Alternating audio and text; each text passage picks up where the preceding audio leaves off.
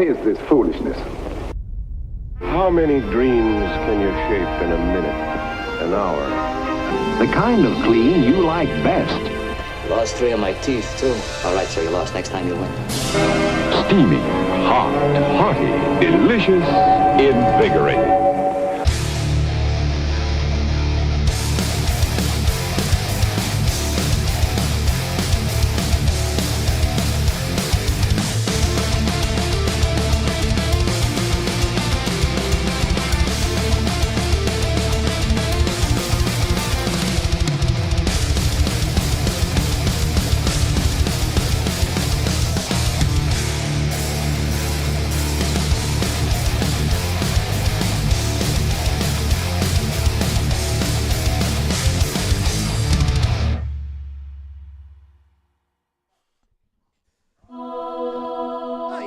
Again. I got bronchitis. We'll play it twice in a row.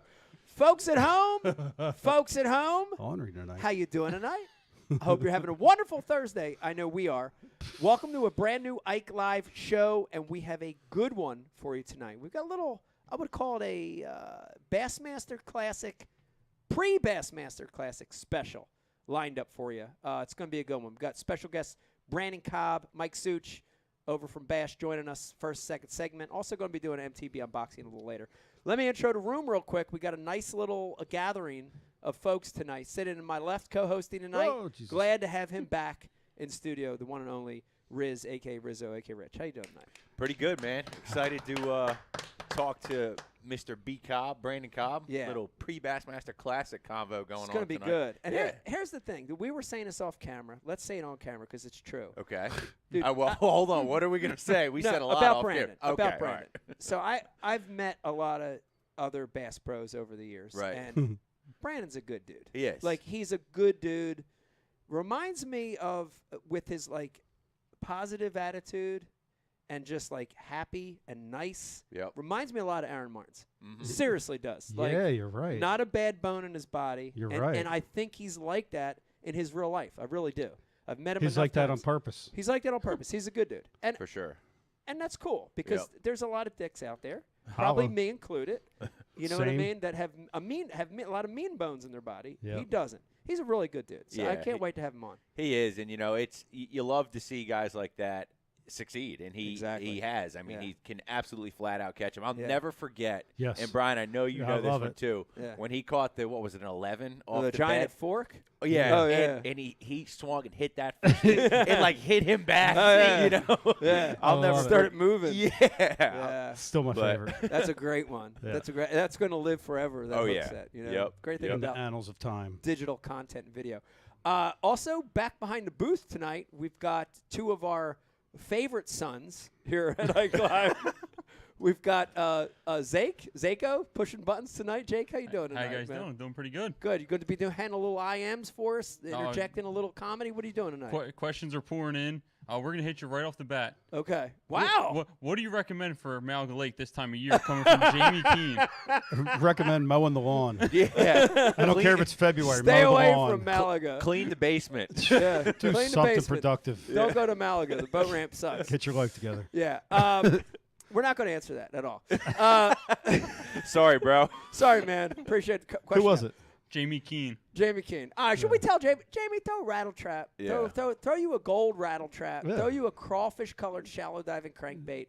Also, throw you a little suspended jerkbait. And if you catch Yeah. 3 If in you 8 hours, you crushed them Dude, that you day. crushed them if you Welcome catch to 3 South bass. Jersey. Yeah, throw a little gold husky jerk around. Now, I know the husky jerk people forgot Oh, about. yeah. People be sleeping on the husky jerk. Yep. Don't be sleeping on that. On the ledges? On the ledges. Exactly. Yeah, on the 6-inch drop out by the ledges. All right. And then, of course, producing the show tonight, and I give him a hard time all the time, but he's a great producer. One on Round of Brian applause, Carpenter. everybody. Brian, Yes. how you doing? I'm doing good. Doing good, Mike. You do a good job, dude. You do a good job. No, you seriously do. Think about it. I could. No, think about this. All these years. You hear it, right? No, You- seriously. You do a good job. You do a good job. Like, no one even Because- asked you. You just, Well, yeah, I'm no, just you do a telling good job. Well, you get a lot of shit, but I'm telling you. Listen, you never. This is not even your background. You never produced anything in your life, Oh, and shit. You've I produced 2 fallen in- handsome, striking, articulate sons. Well, you did do 2 sons, but you do a good job. You producing. reproduced. That's it. You really do. Thanks, Mike. Do a great job. Appreciate that. This show is brought Jake, to you could you frame that by for me? some amazing sponsors. Let me go through this list real quick. And we want to thank these sponsors. Listen to me. As I read this list, if you're watching and listening right now, go out and support these companies because they make this show possible. If you go out and support these products and they see a return and they're like, oh, yeah, they're watching Ike Live. They're talking about the product. They're using the product. That's going to help us, okay? Mystery Tackle Box, of course, you see them right here. We're going to be doing an unboxing a little later. MTB is a great product. Go check them out. Founders beer. Dude, Founders is great. I'm a beer lover. I like a lot of beer, but Founders got some great ones. Tin Cup Whiskey. We started the show tonight, even before we went live, with a shot of Tin Cup. We were drinking the rye. It's great. Tackle Warehouse, Hobie, Ike Foundation. Thank you guys for making the show possible. Brian, I want to get right into this show. What do you think?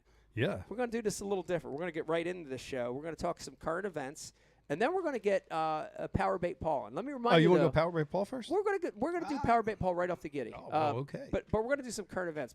Before we do that, though, Current events. let me remind you, listen to this. This is important. If you're watching right now, if you're watching over on Facebook, if you're watching on Facebook via the Bassmaster share, and if they're not sharing it, I'm going to be really mad.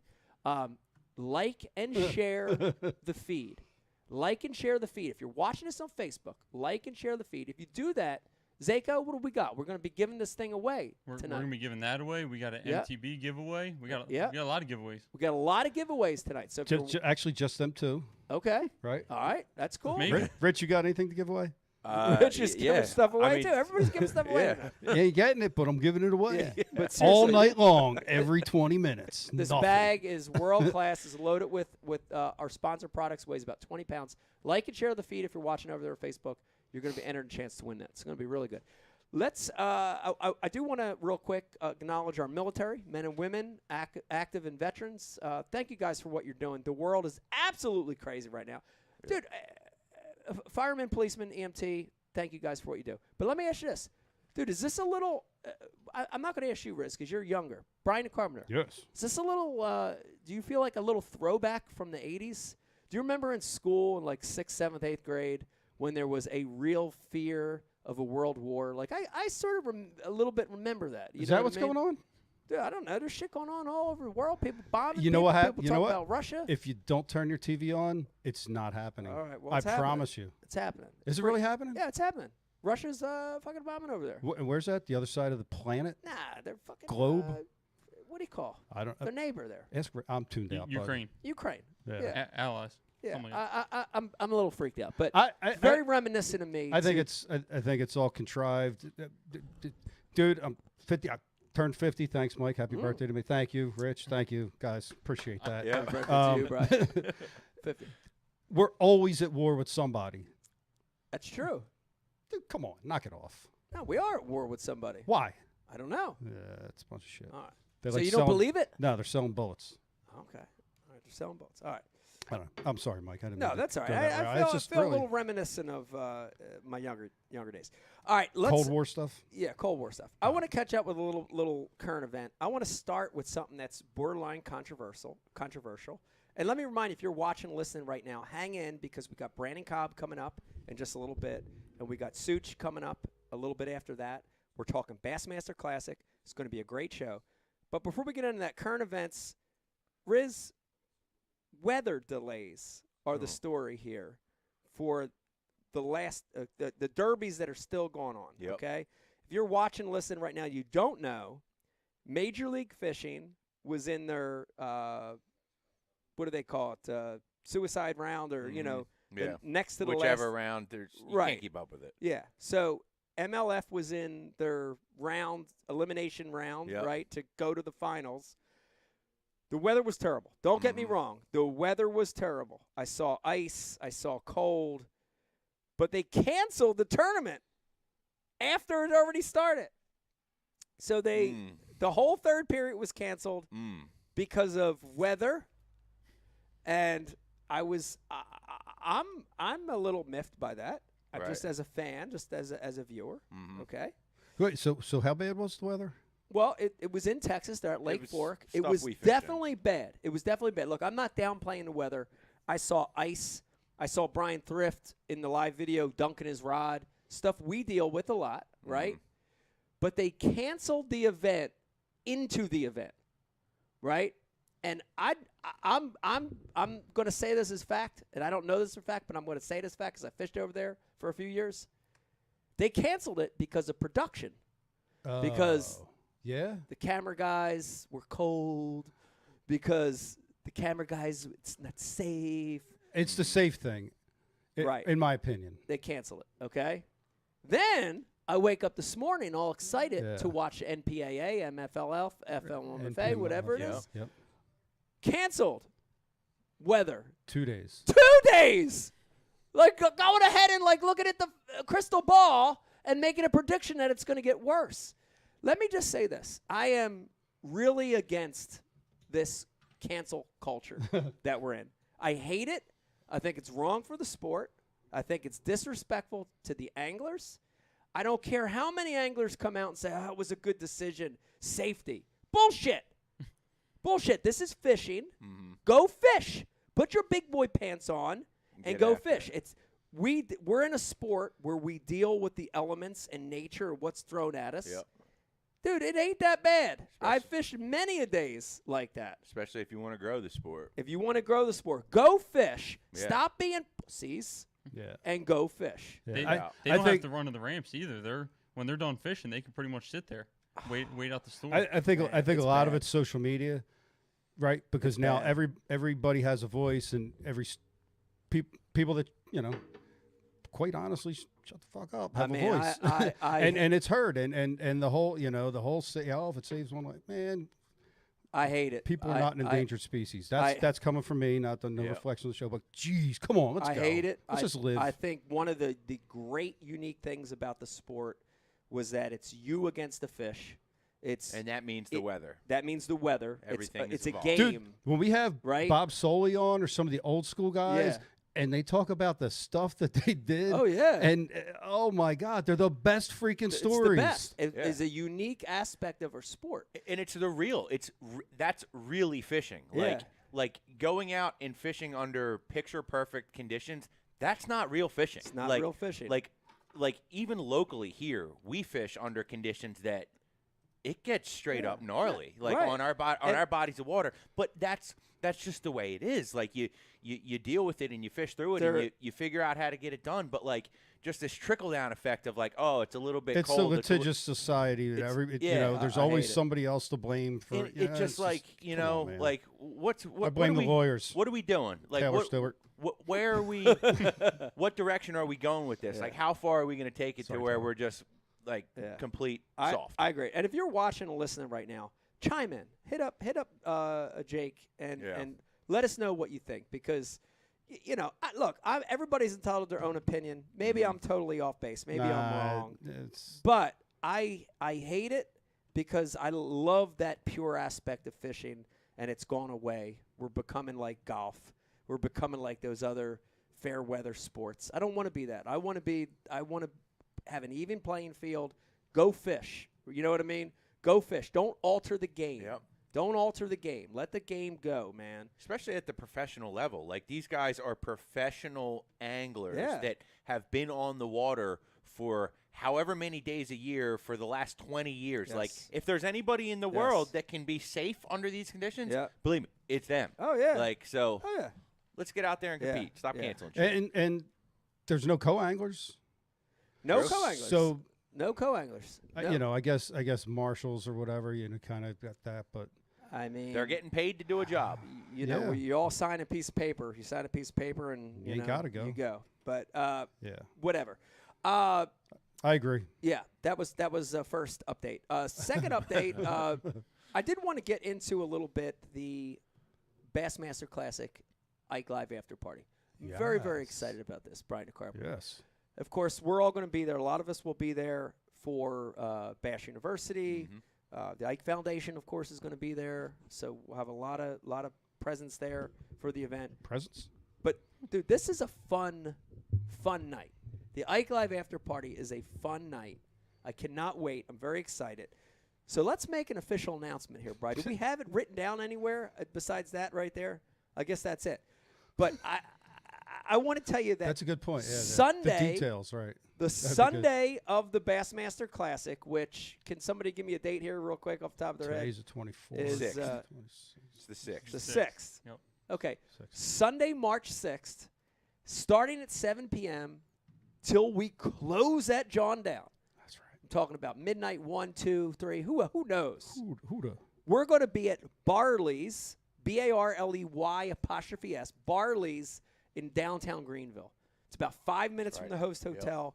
Man, if you're going out to the Classic right now, if you're listening to this, if you're like, look, I'm going to be out there anyway, look for something to do that night, come hang out with us. Yep. It's going to be great, dude. We're going to have some great giveaways. It's going to be free beers for the first part of the night. That's what?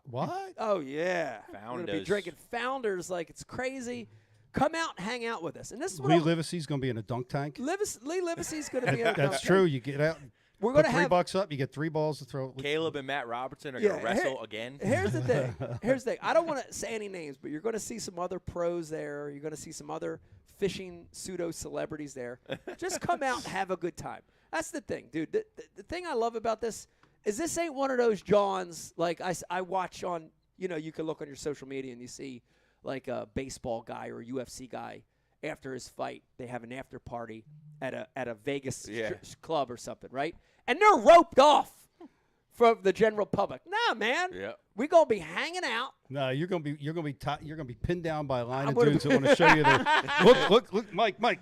Look at my this 3-pound crankbait. bass I caught. Yeah, look at this crankbait. But no, we're gonna be hanging See out. my fish, Mike. It's gonna be a great time. So once again, Ike Live after party the Sunday after the Classic. What do we say? The 6th. Yep, the 6th. Sunday the 6th, 7 p.m. at Barley's in downtown Greenville. Sponsored by Founders. It's going to be a great event. Oh, yeah. I want you to go there. Let's got one other thing I want to talk about, and then we're going to get Powerbait Paul on. Dude. He's fired up. I haven't had a chance he to talk is. to Paul yet. I'm excited Dude, about Paul's this. great. And Yeah. Riz, Paul is our special correspondent, Ike Live correspondent this year. I love it. He's going to be keeping us abreast Yep. of what's going on Got here that in big South bass Jersey. energy. Yeah, Yeah. new lures. He's going to be talking about everything. We're not even like it. We're not even limiting Paul to fishing. We're going to Predictions. let predictions. Okay. Maybe we'll ask him about Ask him what's about going on in Ukraine. Russia. Yeah. In Ukraine. We're going to be, Paul's our correspondent. So, All right. So fair game. But I do want to tell you my first 2 events. I want to give you the good, the bad, the ugly. But the positive is this. Dude, it felt good to be back. Oh man, right? It felt so good to be back. Go ahead. Even my first event, which I sucked, probably one of the worst terms I ever had in my life. Probably. Probably was. Yeah.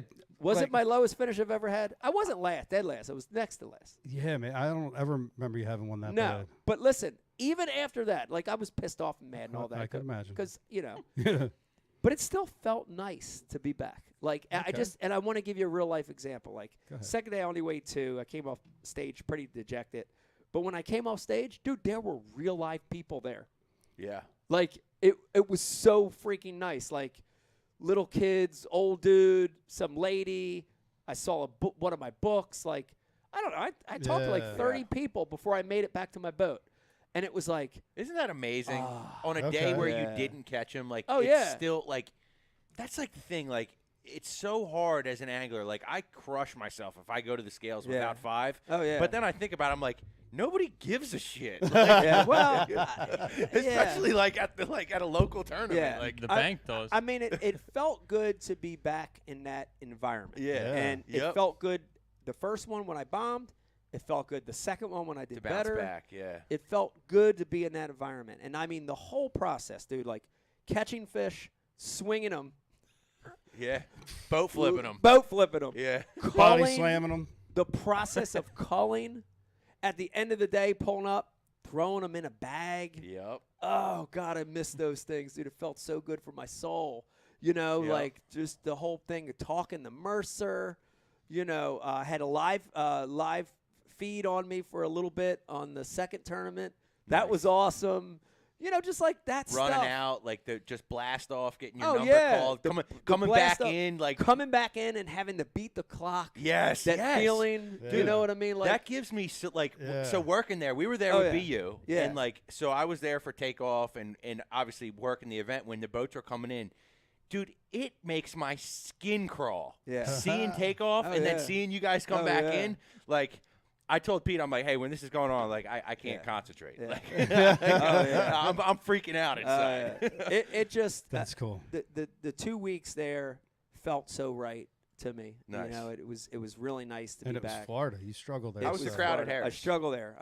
The crowd at Harris was pretty good. I would say it was Weekend, they yeah, filled up. I would say that last day there Saturday was pretty packed. Should have sent me, Pete. It's pretty good crowd. But Yeah, very, Peter. very excited to be back fishing bass. I feel like I've got my momentum back. Yep. Hopefully, I keep having some good events. Yeah. The other thing is, and I'm going to be honest with you, I don't feel the pressure. Like, let me try to say this the right way so I don't mess something up here.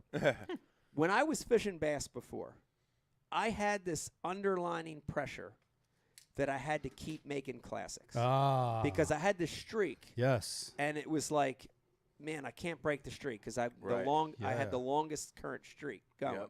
Yep. And I didn't I just felt overwhelmed by it. And like, How about if I that? had a bad event, it would like crush me. Like it was like my life was over or something. Yep. I had a bad event, and like I said, I'm still mad. Dude, I'm the still weight pissed off. of I'm that competitive. that streak. But dude, it doesn't even matter anymore. And I'm serious, Brian. It doesn't matter. Like I want to make another classic. It'd be cool to fish another classic, one or two. Oh, it's gonna matter. But I don't have to. I don't have to. Honestly, I don't have to.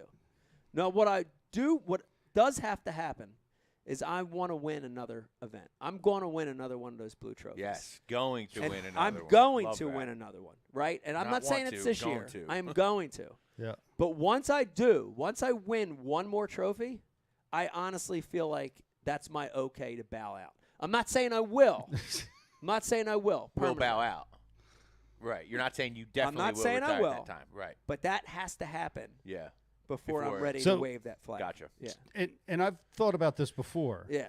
But what you just explained, about the pressure building up on you. Yeah. I remember when Anderson Silva was, the reigning king in the middleweights, and Silva. and Chris Weidman knocked him out. And Yeah. I thought you were going to say Connor KO'd him.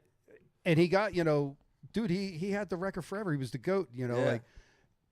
and when he, got the microphone, he was like, you could tell he was relieved. He just got knocked out and He's lost like, his thank title. you. Yeah. He was. Yeah. It was. You could see the dude was relieved. Oh yeah. And it was wild. Yeah. Only thing I can awesome. relate that to is when you're on a hot streak in beer pong and you're on the table for like 11 games in a row and then you yeah. finally lose and it's like, all right, now I get to relax. Right. It was stressful. Yeah. Yeah. Nah. I like to add when you had your announcement that you were coming back. Yeah. You said 5 years, maybe a retirement. Yeah, Then 5, I'm 10, watching Instagram 2. and now it's like 10-15. Like, Yeah, I know. are we pushing Clun's record here? Or? Nah, I'm definitely not going to go to Clun, but I do want to win another trophy, and that's like a must-have. Yeah. And once I have that, and then so let me tell you this, and then we'll get Paul on. The opposite side to all that felt good, felt right, all Yep. that. The opposite side was, and Brian, I know you can relate to this. The opposite side was, it sucked being on the road for 3 weeks, gone from Becky and the kids. Right. It sucked. And, there were moments, especially after that first bad tournament, Yep. where I just, kind of talking to myself, I said, man, did I make the wrong decision? Coming back, seriously, I did say that a few times to myself. Because I miss them, you know what I mean? Right. I miss being home, and I miss waking up every day, and I miss going to Vegas a soccer game or Stella's field hockey game. I miss So, that shit, this might be something that I should maybe bring it up on the second segment too, but so when you were coming in from the St. John's and you obviously had bad tournament. Oh, yeah. You're coming in, and when I see your boat come in, I would walk away from the booth, try to get eyes on you, and just by your body language, I could tell what was going on. Yeah. But I could also Score see tracker that, wasn't lying. Yeah, I could also see that, on your way in, do you talk to Becky pretty much right after the tournament? Oh, yeah. I usually call her on the idle in. That's what I noticed, because I do. noticed you're on the phone, and I'm thinking in my head, I'm like who in the? I'm like, he's got to be talking. It's a to ritual. Becky. It's a ritual. So I call her. How in the important morning. is that? That's important for me. For my for my mental well-being and Right. and for And is it good tournament or bad tournament? good It's- tournament or bad tournament. I call her in the morning before I blast off, and I call her in the afternoon when I come in. Gotcha. And I just let her know that, look, here's what happened today. And part of it's this. I want to let her know I'm safe too. Yeah. Because I've been in events where I've crashed a boat, and I've been in events where Put one in the woods. I put it in the woods. I'm locked out of the lock and I'm stuck. Yeah. So. But yeah, it is ritual, and it does feel good to talk to Gotcha. her, and Gotcha. she helps me get my head right. I just want to apologize. I meant Bass Track. Bass Track. I think I said Score Track. Oh, did you say score tracker? That's what Jake told me. Whatever. It doesn't matter. Powerbait All right, Paul. Let's get Paul on. I'm excited about this, to talk dude. about. I'm excited to talk Let's about go. Paul. To talk to Paul, and if I'm correct, Brian, this is Paul's second appearance, straight appearance on Ike Live, Well, and we're gonna two. and we're gonna have him on every show. So joining us now, special Ike Live correspondent, the one and only, you know him, Powerbait Paul. Paul, what's up? What's up, man? How you doing? Not bad. It's good to see you. So, yeah, you too. So excited to be back. So excited. Well, it's good to have you And, back. It's good to have you back on. Tell me about the weather, man. Topsy-turvy here. Warm, cold, warm, cold. What's going on here? That's New Jersey for you. I mean, it's like the other day it was sunny and it was like 70 degrees. And of course, I was too busy. I couldn't get out there to go fishing. And today, I've been grinding all winter, all year, nothing, not a bite. Today, I got my first fish of the year. All right. Largemouth Yeah. bass. I saw it. Now listen, if you're Perfect. if you're watching right now, and if you're listening, if you follow Paul, hopefully you do, go over on Instagram, follow Powerbait Paul. He's got a great social feed. Paul, I saw it, and when I saw it, and I'm just being honest with you, okay? I choked on my own spit when I saw that photo because I saw you catch that fish on. It's been a secret of mine for a long time. It's been a lure that's in my. I call it my panic box. But tell everybody what you caught that fish on, and tell me why this lure. When fishing sucks, why does this lure still catch a few? What is that thing? All right. Well, I'm going to be honest to you. Yeah. Mike, during this time of the year, I don't target just largemouth bass like I do in spring, summer, and fall. Right. I target whatever will bite. Right. You know, it's cold out. You want something fighting back. Yeah. Exactly. I just Yeah. want to catch a fish in wintertime, And this is my number one all-time favorite multi-species lure that anything that swims will bite it. The Vibrax Blue Fox Spinner. Inline spinner, everyone. Inline spinner. Yeah. This is awesome. This is the half-ounce one. Now I try going bigger. The smaller ones, they're nice for like stock trout, but they're too small. Yeah. This one, and dude, listen to this. Last year, where I caught that bass today, it was like a small one, maybe a pound, but I'll take it. Yeah. Last year, I caught my first two bass of the year. Last year, a 3-pounder and about a 2-pounder. Same spot, same spillway, same lure. Vibrax Spinner. Wow, that's incredible. All right, now I Nice. got to say this to you because I know there are people out there listening and people watching right now that are saying, that Paul's a pussy throwing a spinner. Stop it. Who throws that spinner's for live bait guys? That's a junky lure. But I don't believe that. I don't agree with that. Clearly it works. Answer those people. What would you say to those people saying bullshit on that inline spinner? What would you say to those guys? Well, it caught me a bass, didn't it? Yes. Got a bass on it. Honestly, it's like I'm a creature of habit. I will admit it. I always go to the same spots when fishing gets tough that I know produce fish in a certain time of the year. And the spinner, I don't normally throw that, in the summer and the spring when I can be using spinner baits and top waters. I throw that in the cold water for some reason. Yeah. Cold water, spillway, the bass love it. Wow. And honestly, now get this, Mike. I've been fishing since I was 12, almost 15 years.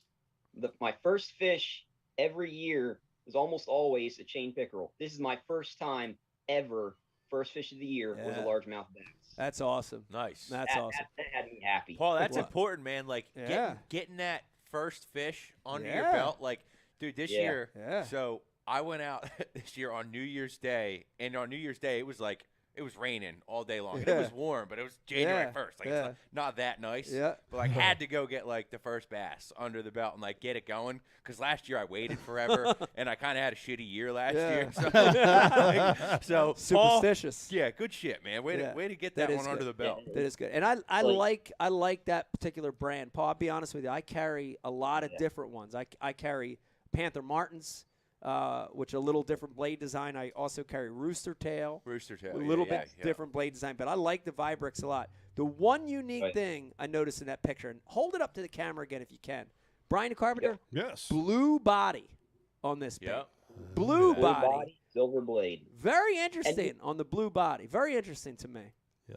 And you know what's funny is, you know how, like, especially with rooster tails, a lot of them have like fancy feathers and gadgets hanging from the hook or the things here. It's all metal. You know, it's just a plain blade, the bullet-shaped body, and the treble hook. Yeah. Simple. You know, sometimes simple is the best option to go with. Yeah. You know? You ever throw them on, like, schooling fish in the fall when they get on that real little have. bait? Oh, I have. I've thrown them on schooling fish. No shit. Dude, when you're on little bait, that can be the deal. And when fishing's tough, they're not biting a big spinner bait. Yeah. That can be the deal. I like that. All right, Paul. We got a comment on the message board. Wawa Hoagie Lady says Paul looks like Keith Cowan with the goatee.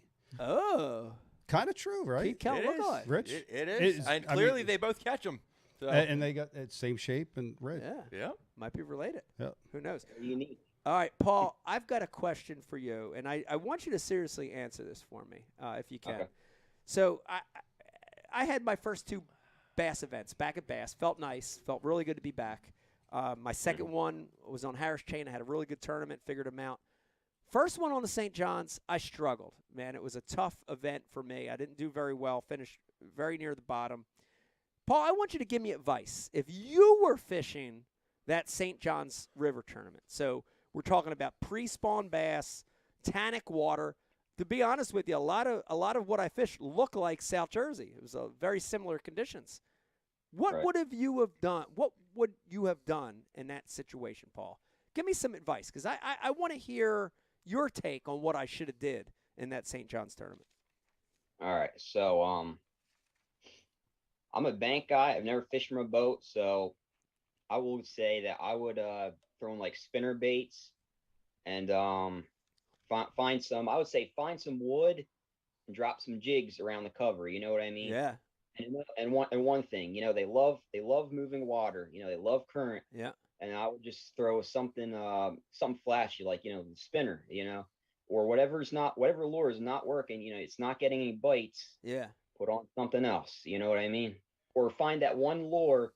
It could be a spinner bait, could be a, you know, a Rapala DT crankbait that, you know, no matter what body of water you're fishing, the bass will find it. If they're not biting it there, change the spot, move up a river. You know what I mean? Yeah. I'm a pond hopper, so I love moving spots. And sometimes I get so caught up in counting on this one pond to produce fish for me that I don't fully fish where I'm at to the best of my ability. That's one of my mistakes. You know what I mean? You can't be so caught up in going to the next spot that you don't be more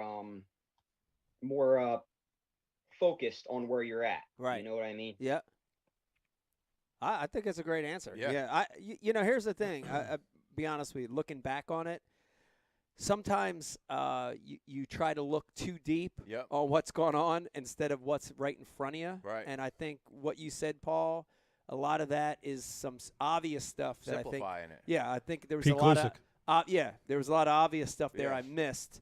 Because I think I had a little anxiety in butterflies. This was my first tournament back. I think I was overthinking things, and I think I had to settle in a little bit. I like what he said about Paul. throwing the lures. You know they'll bite too, Yeah. and if they're not biting it, you just move. Like, it's actually funny. We're having Cobb on. Like, that's one of the things when we talked to him forever ago, and we were at it might have been a BU show, but he said, "Oh well, if I'm not getting bites, I just chalk it up to that they're not there and go somewhere else." And I'm like, Very well, simple.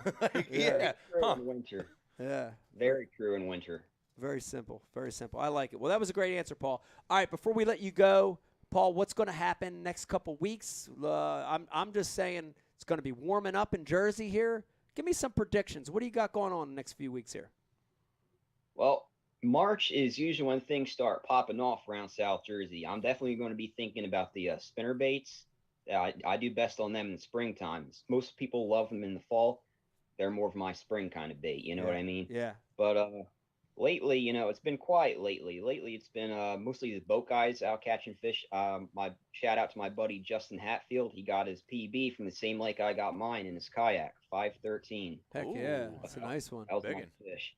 But then he told me, the other day he was out for 4 hours and not a bite. But I just caught my first fish from the bank, so things are going to be moving along quickly soon. Yeah. I'm going to say spinner baits and jigs. And then as soon as it's bedding season, that's my time. Bedding season, that's my time. That's when I'm a straight up bass hunter. Heck yeah. That's when I'm going to break out those Berkeley power worms. Heck and yeah. Torment those fish.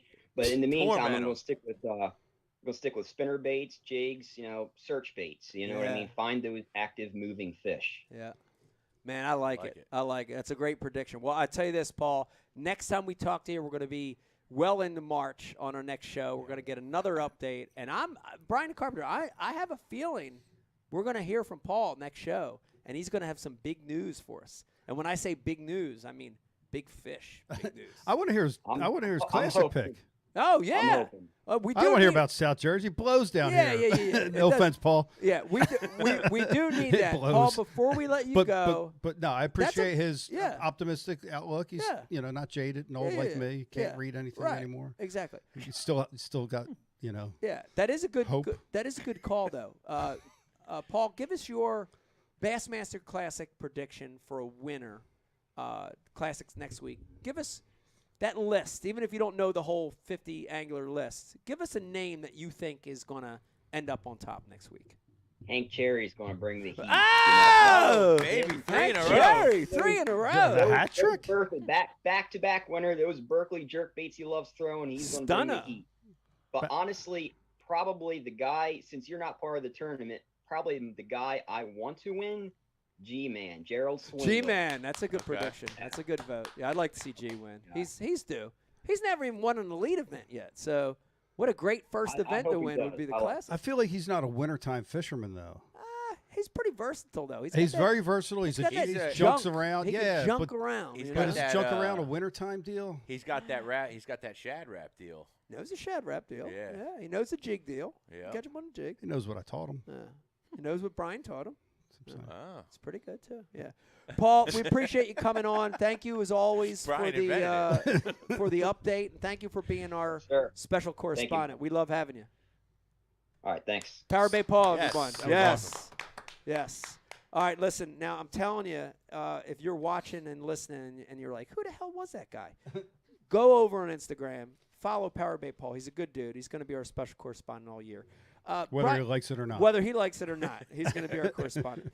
Brian, let's do this. I think this is a good idea. Let's take a little break. Yeah, all right. And when we come back, let's get Brandon Cobb right on because I think this is a good one. Jake, maybe we'll catch up on some questions too real quick before we get Brandon on. But hang in there with us, man. If you're watching tonight, we've got a brand new Ike Live show for you. We've got Such joining us a little later. Brandon Cobb coming up in a second. Hang in there. When we come back, more Ike Live.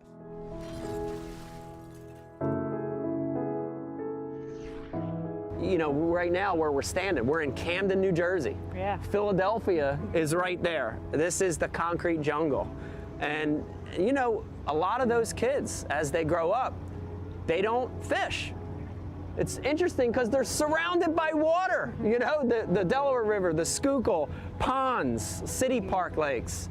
But they don't have the influence to cast, to fish, to have a rod and reel. And that became our focus, is to target kids in what we call non-traditional areas, urban areas, city centers, where the population's high, and let these kids have the experience. It's amazing. I mean, some of the experiences we've had, whether it's Central Park in New York City, here in Camden, other parts of the country, even just casting. Yeah. It's unbelievable to see it, isn't it? Yes. It's unbelievable. Yes. And you see these kids have this experience they've never had, and they light up, The big thing, I think, for the Ike Foundation is we're not we're not saying we want all these kids to become professional anglers. Yeah. Be great if some of them did, but we want them to have that fishing experience because it ties them to so many other positive things. The outdoors, nature, conservation. Ecology, you know, all these amazing things in life that maybe they wouldn't have been exposed to any other way. We're trying to help with that. So it's important. It's important for us. Yeah. We're proud of it.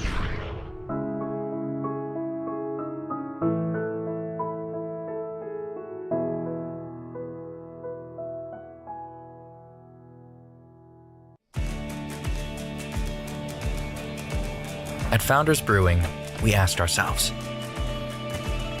what if we brewed a beer perfect for any occasion?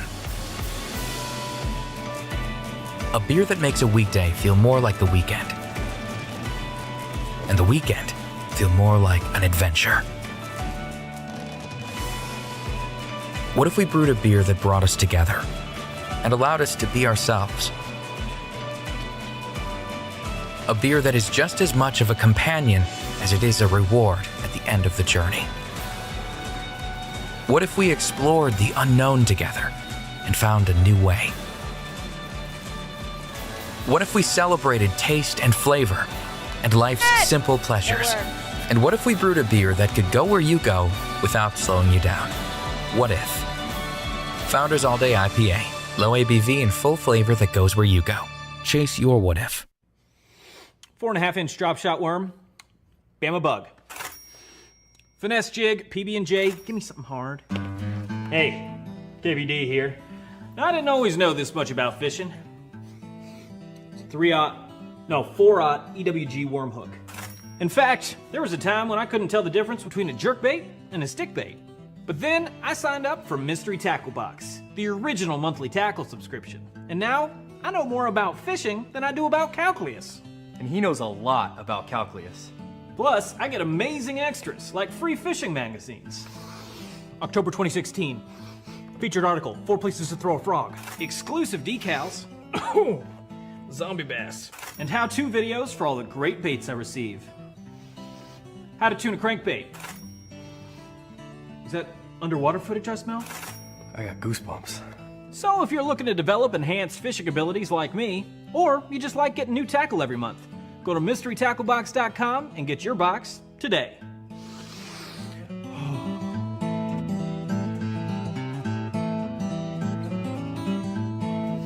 Ooh, live minnows.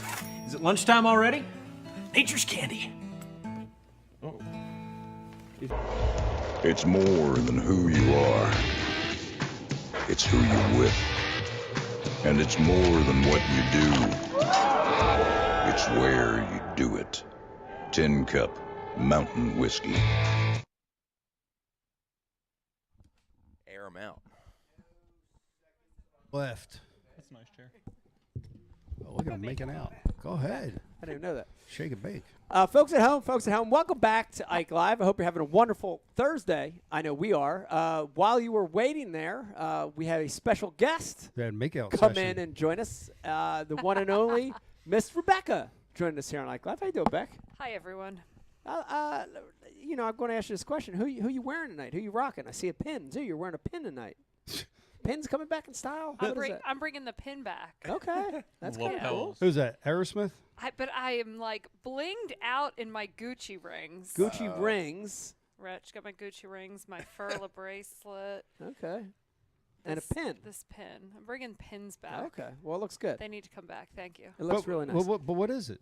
Is it a rock band? What is it? What are you talking about? What, my pin? My pin's, Rock it's band. Just it's a gold heart.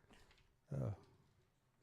All right. I'm sorry to disappoint you, Brian. Sorry to disappoint you, Brian. It's just a gold heart. That's all it is. Just a gold heart. I don't know what it means. We've got Brandon Cobb joining us in just a little bit, so Maybe hang he's in wearing there. a pin. We're going to be talking about Bassmaster Classic. Or a patch. We're going to be talking about other stuff, too, with Brandon. Before we do that, we do have a big announcement, Jake, of a winner. And this is an early winner. We're going to give it to you every segment. We have another winner coming up. But this is our... We already did this first segment with no winner. Right. This is our... From here on out. From here on out. It's gonna be winners everywhere. Here, there, and everywhere. Our mystery tackle box giveaway winner is Scott Peterson. All right. Scott, congratulations. Look at this giant thing you've won. Of course, amazing MTB T-shirt. Can we We've got sign a it? beautiful Ike Live hat. We'll get that thing signed for you by everybody. And I don't know, this box of like, how many? 1, 2, 3, 4, 5, 6, 7, I don't know, like 10 MTB boxes in there with lures, I would say loaded with up to lures. 10. Up to 10. Scott Peterson, Between 1 and 10. you are our MTB winner tonight. Congratulations. There you Go go. on, Scott Scott Peterson. everybody. Peterson. Yes. Congrats. Mr. Congrats, Peterson. Scott. Mr. Peterson. That's a great prize. Today's winner. Hold on, Brandon Cobb's upside down. No, we don't want Brandon upside down. He We was just want him right I side want up. him up. Brandon, I want you upside down. No. He should start out upside down like Fitty. Oh yeah, like 50 Cent. And but Brandon's in shape though. 50 was looking a little. Oh, stop it. I'm just saying 50 was looking a little. How old is the poor man? He still looked buff. He's probably my age. He's He probably in didn't his look 50s. buff. He's still. You look bubbly. He looked fluffy buff, which fluff. is normal for a 50-year-old. He looked fluffy buff. 50 looking like a dollar. All right. Well, Brandon's a lot more in shape than 50. I can tell you that. So, if you're watching, listen, I know you've been waiting. This is the Classic Preview Show. And what a better guy to have on to talk about the Classic, to talk about Hartwell, talk about the state of one of the hottest young anglers out there right now. Joining us on Ike Live, Mr. Brandon Cobb. Yes. Brandon. Hey guys, my phone keeps falling over. Oh, that's okay. We were having fun with it. We liked it. Yeah. You're right on par with how we do. So. Yeah. Yes. It adds a little character to the video, doesn't it? Sliding around like an earthquake. I like it. I like it. Now, here's the first thing. I called you Mr. Brandon Cobb instead of Brandon Cobb. Is that okay? That is strange, but okay. So here's what I'm trying to figure out. We're talking the Classic tonight, and the first Bassmaster Classic, I fished it. I had a good event there. I had a chance to win going the last day. It was actually won by Alton Jones. It was 2008. Oh, my God. How old were you in 2008, Brandon? Oh, wait. Hold on. Oh, no, there he goes. He's back. Okay. So the whole time I was sitting here, this was working perfectly. And then as soon as you called me on, we start having trouble. Gravity. And then suddenly gravity kicked into effect. Mike's volume level causes your phone to shake. I know. But here's the thing. Now we know what to get Brandon for a Christmas present next year. We need to get him a phone holder. Like a RAM mount. Like a phone holder RAM mount thing. Can I get you a bedazzled one? Yeah, we'll get him a bedazzled one I with was sparkles. perfectly good pre coming on here. Well, actually, now I'm totally intrigued. Brandon, how old are you? How old were you in 08? In 08, that was when I graduated high school. So we're the same age. Wow. That's the year I gifted my appendix to Greenville. I was there for that. Yeah. Yeah. Wait, what? He was born the year you guys were graduating. That's you crazy. gifted your appendix? I had my that right? appendix removed the last day of the Classic. It went on me. Like, I was Oh, my gosh. dying, and Mike's like calling after the tournament. He's like, I had a bad Had a day. bad And I was day. like, by the way, I'm in the hospital, Yeah. so whenever you're done weighing in with your bad day, could you come to the hospital? Beck had a Oh, my worse day God. than I had. You know, they were just fish not biting, and I kept my appendix. Do you remember? Brandon, where you were in that Classic 2008 Classic, Alton Jones? Were you there? Did you go to watch it? Were you watching TV? I think I went to the expo because that was my senior year of high school, or I graduated in 08. Yeah. So I think I went to the expo, but I don't remember it really well. I don't remember. I know I went to the expo one day and the weigh-in, but I don't think I went on the water or anything at that one. Gotcha. Big history, of course, 2015. Casey Ashley winning there on a true winner, what I call true wintertime bite. Yep. And then in 2018, Jordan Lee going back to back with a nice little fish to moment win. Skipping a Shenko on the Yeah, docks. a little dock fishing. The interesting thing, Brandon, when I look back on those three Classics, I see three distinct ways those tournaments were won. Does that surprise you that Hartwell fishes versatile like that time of the year? Yeah. So I think when it, like, you saw when Jordan won, it was kind of like everything kind of was working. It was a lot of that grass, docks, like everything, some deep water fishing. And I think the colder it is, it kind of fishes more one-dimensional. And then as it warms, everything opens up, which it's been hot this week. So I think that's what I love about Hartwell so much, man. I mean, I like anybody that asks me, they're like, what part of the lake you think is the best? I'm like, you can't answer that. You can win in any 5 miles of Lake Hartwell. I think the tournament could be won fishing the right way in any 5 miles of Lake Hartwell, or like I'm going to try to probably fish all 5 miles of the entire lake, like every 5 mile stretch. Yeah. So I think the whole lake's good and versatile. That's what's so cool about it. Well, I hope it shapes up to be that kind of event. I'd like to see a versatile tournament. As a fan, that's the kind of tournament I want to see. Just to give you, if you're watching and listening right now, to give you a little update, and I looked on a weather app, a real far-out prediction. But here it goes, Brandon. Friday, 66 high, 45 low. Saturday of the Classic, 72 high, 47 low. And then Sunday of the Classic, 70 high, 50 low. That's a pretty nice weather. Yeah, it's stable. Yeah, stable event. That's crazy for this time of year. I think today I went fishing with my dad today, and on a little lake here at the house, and it was 78 degrees. The water temperature was almost 60. It was 60 in places. Wow. Brandon, how important is boat draw going to be in this? Like, are the later flight, like the guys who have like the later check-in times, is that going to be a big deal this time of year on Hartwell? I think it's kind of like a double-edged sword, because with herring-related fish, there's always a really good morning bite. I don't care. Unless they're on bed, there's a good morning bite. Gotcha. But then because of the warming weather, there's going to be a lot of fish pulling up to bite later in the day. So I think it's kind of double-edged. I think if you play your cards right, you can capitalize on both. Because you'll have 1-1. You know, at least for the first 2 days of the tournament, you'll be, if you're early the first day, you're going to be late the second day. So I think you kind of got to play what hand you're dealt on your takeoff number, which I'm right in the middle, so I kind of got screwed on that. But yeah, it was always interesting. Beck, Brandon talking about I'm assuming you got your draw this week or just a few days ago. Yeah, we got it. I don't remember my exact number, but I just remember looking. I'm like, oh man, I'm middle of the field fish. All right, so here's something funny, and I'm just being honest here. Could be in my mind, but Beck, you know this. Brandon, all those years I fished over at B.A.S.S, and my relationship with B.A.S S, everybody, they want to assume that back in the day I was like the golden child of B.A.S S or whatever, but that was never true. Did people assume that? A lot of people did, but really? in fact it was the opposite. The fines would say something different. Right, it was the opposite.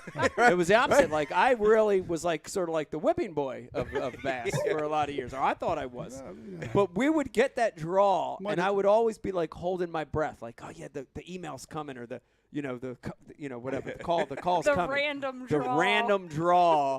And every time, I shit you not, Brandon, every time I'd open it, I'd be like at the end, like, they got me again, them son of a bitches, and I'd honestly, like, in my mind, Becky and I had it worked up that they were just screwing us on purpose at this point. Because I was always in the back, It's always 49. Damn always. Yankee. Oh, yeah. Always. Yeah. So, they're still I fighting the war. hate being late, usually, because I don't know if you're like me. Sometimes I'm kind of all over the place for like an hour or two in the morning trying a bunch of different things. And sometimes it works, but then a lot of times I don't get it together until about 11. So yeah. I like being late a lot. Yeah. I like being late on day one because I usually am much more in tune on day two. Right. You want the longer day to try different things, to get a little more dialed. I'd agree with that. It's a good to way get my bad decisions out of the way. Yeah. On a longer day. I'd agree with that. I want a tournament trail to go to the format of like the local jackpot where like you get your boat number based on when you sign up. Right. So like you'll have the guys waiting until like the night before at midnight to sign up for the tournament. Like on purpose because they want the later flight. LMFAO MPFL if you're listening. Try there you go. There's something to try. What about the night tournament shotgun start? Yeah. Oh yeah. Well, I mean, they did that for like one of the biggest tournaments in history for the Bass Pro Shops deal. Yeah, the Bass Pro Shops on Lake Mead. Yeah. Oh yeah. Dudes went down. Oh yeah, that worked out really good. They didn't even need weather to cancel it. Yeah. Nobody heard about that because Johnny Morris has really good lawyers to cover that whole thing up. But we just uncovered it right now on Ike Live. I didn't hear about that. Yeah, that's okay. I know you already touched on it, but I want you to pick one, and I want you to give us your opinion. You have to pick one here. This is like live. You got to be honest with us. Will deep or shallow prevail next week? If you had to pick one, you can't pick both. You have to pick one. Will deep or shallow prevail for the win next week, Brandon? I think because of the weather and the rising water, shallow. So you also have rising water. That water level's coming up. Is it coming up every day or by the week or? I haven't watched it like I probably should have. All I know is in December, before it went off limit, it was like 5 to 6 feet down, and now it's essentially close to full. It's down a little bit, but it's came up, 5 feet since then, and it's warm now, and it's not dropping now. It's more stable. Right. And I think, but the other side of that, I know you said I have to pick one or the other. I really don't think you could win this tournament doing any one thing. Even if it's just shallow, if you're all shallow, I still don't think it can be one thing. I don't think you can be like, I'm going to fish docks, or I'm going to go in this creek, or I'm going to whatever it may be. I don't think you can do just one thing. I don't.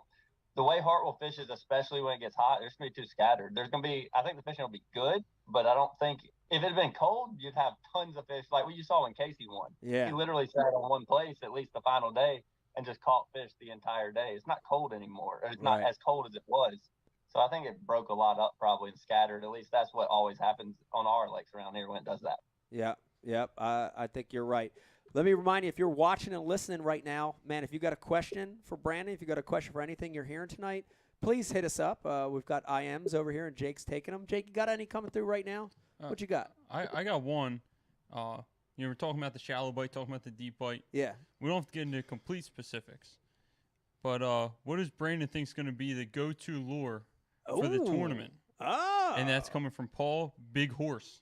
You can plead the fifth if you feel like every other elite angler's watching this. Yeah, you can plead the fifth, or you could just put it into a generalized category too.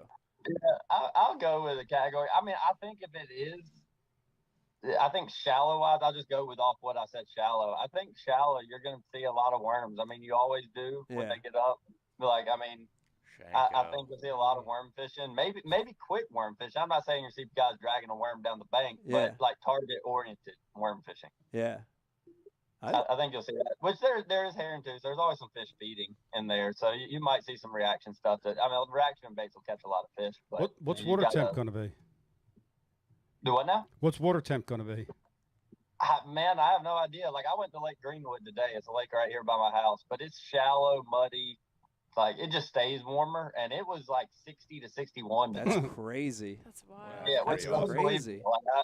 I can't even. But Hart was so deep and clear and much bigger, and it's a little bit farther. A little north of my house here. So I think it'll be mid 50s, maybe low 50s off the start, but still going to be warm because looking at the extended weather, like you said, we really the only 2 days to cool it down.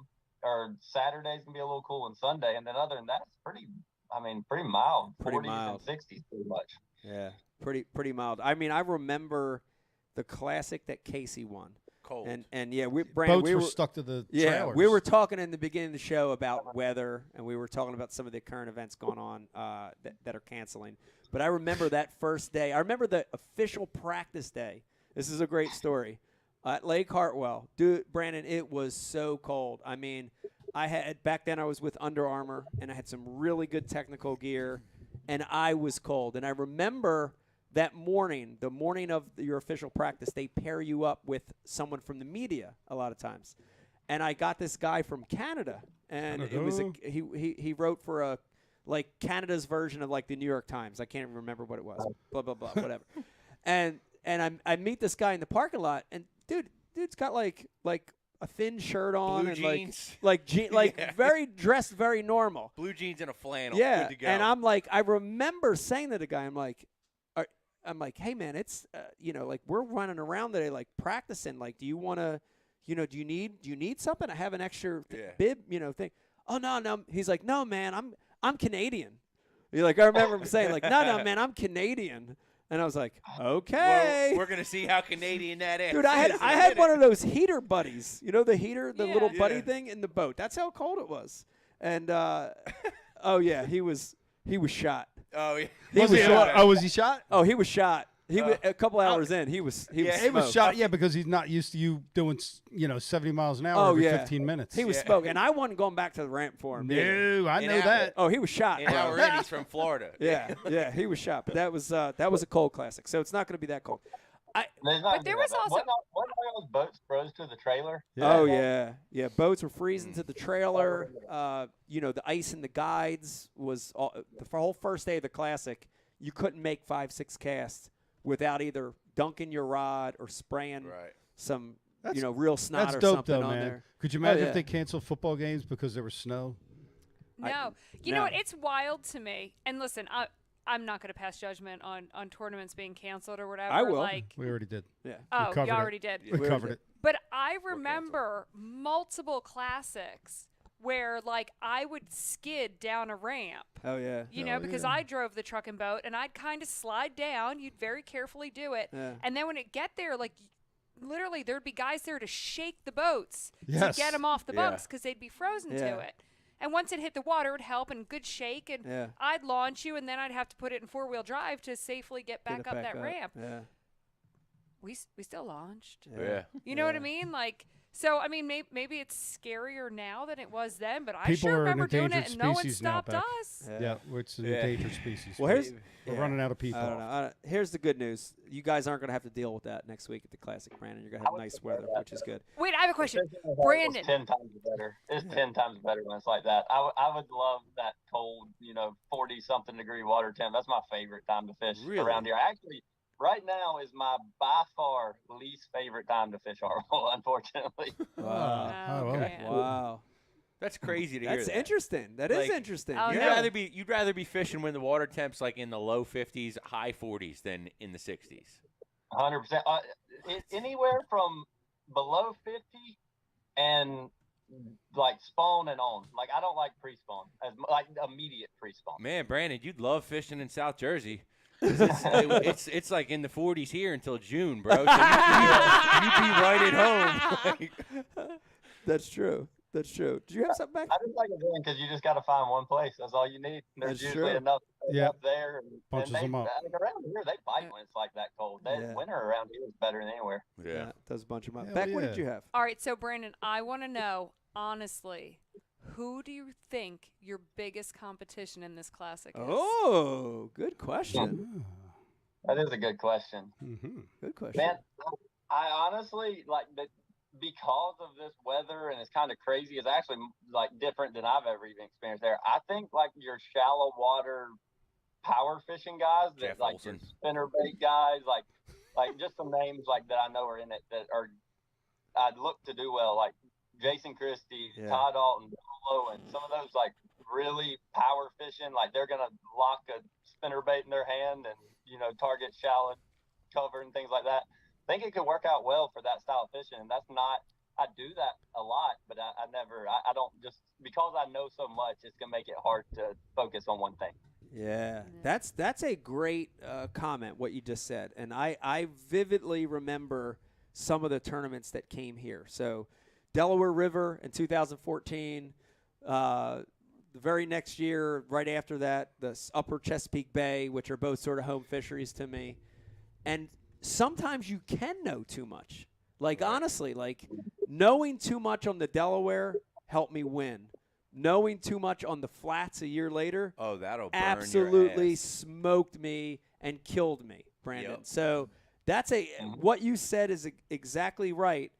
But you do have the home court advantage. Like when I laid it all out, and we talked to Such a little bit earlier too, and without a doubt, you are the local guy. You're the one that has the burden of being the local on your shoulders. Well, don't give him pressure. No, I'm not giving him pressure because here's the thing. It's a pattern lake. Brandon's cool. Is a cool cat. He ain't like me. He ain't all high strung and stressed out How like do you me. know? Maybe when he gets off here, he's like got sweaty armpits. No, he and doesn't he's have like all sweaty nervous. armpits. He's calm. Brandon just drinks water and beer. He's fine. And water and beer is fine. He's good. He ain't like me. Here's what I want to know, because for those two home court tournaments for me, I really changed a lot of things, and I went on this weird psycho preparation mode for both those events. What are you doing leading up to the Classic, knowing that you're the guy and you have the home court advantage? What have you changed anything? Are you the same? One thing I didn't do is I only pre-practiced for like 6 hours one day. Wow. I didn't even go because I've spent so much time out there. And the one thing, Hartwell has changed a lot. Like in the last 3 years, I haven't spent that much time, but in college, I probably spent 100 something days a year on the water on Hartwell. Yeah. And I really haven't changed that much. The one thing that, like, I'm sure you do just like I do, I don't do a lot of prep for tournaments, like as far as, looking at maps and studying. You may do that. I don't. I more or less just get on the water and kind of run around like, oh, that looks good. But I've kind of been running through my head all the different things that I think may be going on. And I was telling somebody the other day, like, I can almost bet whether or not I win this tournament, whoever wins this tournament, I will see what they're doing and be like, crap, I know exactly how to do that. I know exactly like what that is. And I've just been trying to stay focused on not doing too much of everything and not realizing what the deal is this year. Yeah. And trying to keep that, because I mean, over the years, that's one thing about Hartwell. It's like, yes, I do have more experience probably than anybody on Hartwell, but a lot of people don't realize Hartwell. You do, because you've been a lot of times. The water level varies so much. Like when I was in college in like 2009, went there, it was like 22 feet down. Wow. And then it came up by like 2000, I don't even remember when it was, but like 12 or 13 or something like that. It was full again. Then it went back down like 10 feet. So I do have a lot of experience on it, but I have a little bit of experience at all the different water levels, and probably more at it, 6+ feet down than I do now. What's it at now? So it's a different lake, even though it's the same lake. Right. What's the water level like right now? I'm sorry if you said that earlier. I missed it. Yeah, it's full-ish. I think it's down just a little bit. Brandon, But, is Hartwell, would you consider Hartwell to be like a pattern lake? Because like I know some lakes across the country, like the bite will seem kind of more random and you just got to cover water. But then there's some places where you go where it's like, all right, I got a bite on a rock fan. I can run that from one end of the lake to the other. Does Hartwell fish like that? Yeah, it does. It's pretty patternable. Like, and actually, when it's cold, it's not. It's more of a not spotted bass, but like spot fishing lake. Like you find a spot, a place. And then as it gets warmer, it's definitely patternable as it gets warmer, because the fish, the difference is, though, it's so big and stretched out, like with the rivers and main lake, everything. It fishes different from like one end to the other. So like it's patternable, but maybe not the entire lake. Like a section, like you can put a pattern together in a certain section of the lake. Yeah, exactly. Yeah, because the fish are always in different stages, and there's more spotted bass in certain areas, more largemouth in certain areas. So, and that's the one thing, the spotted bass. When I was heavy fishing Hartwell, like in college and up till probably 2018 or so, I fished it a ton. I mean, it had spotted bass, but if you're weighing in spotted bass, you're gonna lose. Right. Yeah, I'm hearing now. I'm hearing now the big stringers are coming off spots. Yeah, and now it's getting almost like linear with some of the big spots, and that's what's changed pretty heavily. They're just getting bigger and bigger, and that used to be they weren't. I mean, you'd weigh in maybe a couple spots with a big bag, but you wouldn't have 4 spots in a largemouth. You'd have 5 largemouth in one spot, and I think it's just changed a good bit. I think a lot of that's because like the stripers aren't quite as prevalent as they once were in Hartwell, so it's not as much competition. What do you think? Which do you think it's going to take to win for the tournament? Is it going to be a guy weighing in mostly largemouth or spots? I think you need both. Mostly largemouths, but I think you will probably still the winner will have some spots, but I think it'll be primarily largemouth. I mean, but I'm biased because I'm used to fishing at far largemouth. So. I like it. No, but here's the real question. What's that? Are you excited for Seth Feider's speech? I told Amy that. Whoa! Oh my God! Yes. I just really wish that I could be there for that one. That's what I miss. I miss the most is like I'm sad the parts that come along with the classic that I get the rest of the world doesn't know about. But like that dinner, you get dressed up, you get to hang out as friends and drink, and there's always an amazing speech. What night is that? It's the night before. No, it's Wednesday. I actually mentioned that somebody. I can't wait to hear us to sneak in somewhere. Yes. Yeah. That'll be I feel that'll be a good one. hands down, my favorite was always Aaron Martin's. Aaron's speeches were the best. They were the best. They were the best. Yeah. Right behind, of course, Mike, Ike, and Ellie's. Mine sucked. Aaron's were great. But I think Seth's is going to be unique. It's going to be unique. Oh, it's going to be unique. I think it's going to be shorter than some of the speeches we've heard. Oh, you're right. Yeah. Yeah. Thanks for That's coming. awesome. Yeah, had a decent year. Got to do it again. Let's fucking go. Yeah. With like a cocktail in his hand. I just told you what his speech is. That is it right there. That's it. Had a couple decent days. Had a couple decent days. That's a decent year. And Mercer's always a part of the ceremony, and he's usually had quite a few cocktails. Oh, he's hammered always. Yeah. Always for that night. Looking forward to Mercer being hammered again. Awesome. Oh, speaking of hammer, we got Jason Christie on our YouTube feed tonight, the fake one with 203 subscribers. Yeah. But Jason Christie's boat on his. Cool. So shout out to fake Jason Christie. Fake Jason Christie in the house. We love you, fake Jason Christie. I'm so confused. I am too. He shows up on the B.A.S.S lives on YouTube and pretends he's Jason Christie. I like it. Fugazi Christie. Brandon, we got a couple. I'm checking social media here. We had a couple coming through. One from Mike Wozniewski. It says, Brandon. The Woz. Yeah. He says, Brandon, did y'all plan any brush or cane before the event? The Woz didn't say the that. Wozniewski, I don't know where he's from, didn't but say that. he did say that. That's what's in the text. We did not. I'm sure there's probably so much cane in Hartwell now that I've never seen so much brush in my life. I used to put it out a lot in college back when I was up there, but there's brush piles every 10 feet in that entire lake now. Wow, that's crazy. All right, now, and for people watching and listening right now that have no idea what cane is, they think it's cocaine or Big Daddy cane. Explain to them what cane is. Do they really? They All might. right, so I'll explain what cane is, and I got a funny story about cane pile back when I used to put them out. You got a funny story about Kane. Nice. I like it. It's actually it's bamboo, and you stand it straight up. And the reason it's so productive on a lake like Hartwell or Lanier or these herring lakes is because the fish like to feed near the top. Well, they feed over in like 20 to 25 foot of water, but you got to have a brush pile that gets close enough to the top for the fish to sit on and still be able to feed on top. Gotcha. So you stand the bamboo straight up, and it's a cane pile, and you can throw top water over, and the fish will come. They only have to come up. Usually the rule of thumb is it's got to be within like 8 feet of top to get them to come up. Yeah. So 8 to 10 feet. But so the funny story about is cane. So we always think cane in 20 to 25 feet because usually a bamboo stick is, roughly like 15 to 18 feet tall or so. Well, I had this brilliant idea. I was like, all right, everybody's cane's in, 20 foot. So me and my roommate in college, we spent like an entire day cutting bamboo. And I cut the biggest bamboos I could find and then cut all the greens off of them. So I just had all these bamboo poles. And I took PVC couplers to hook these sticks together. And I made a 68 or 66 foot tall cane pile in 72 feet of water. Hell yeah. Wow. It took hours to create. And you know how many bass I ever caught off that thing? 0. Absolutely none. So what'd you float it with?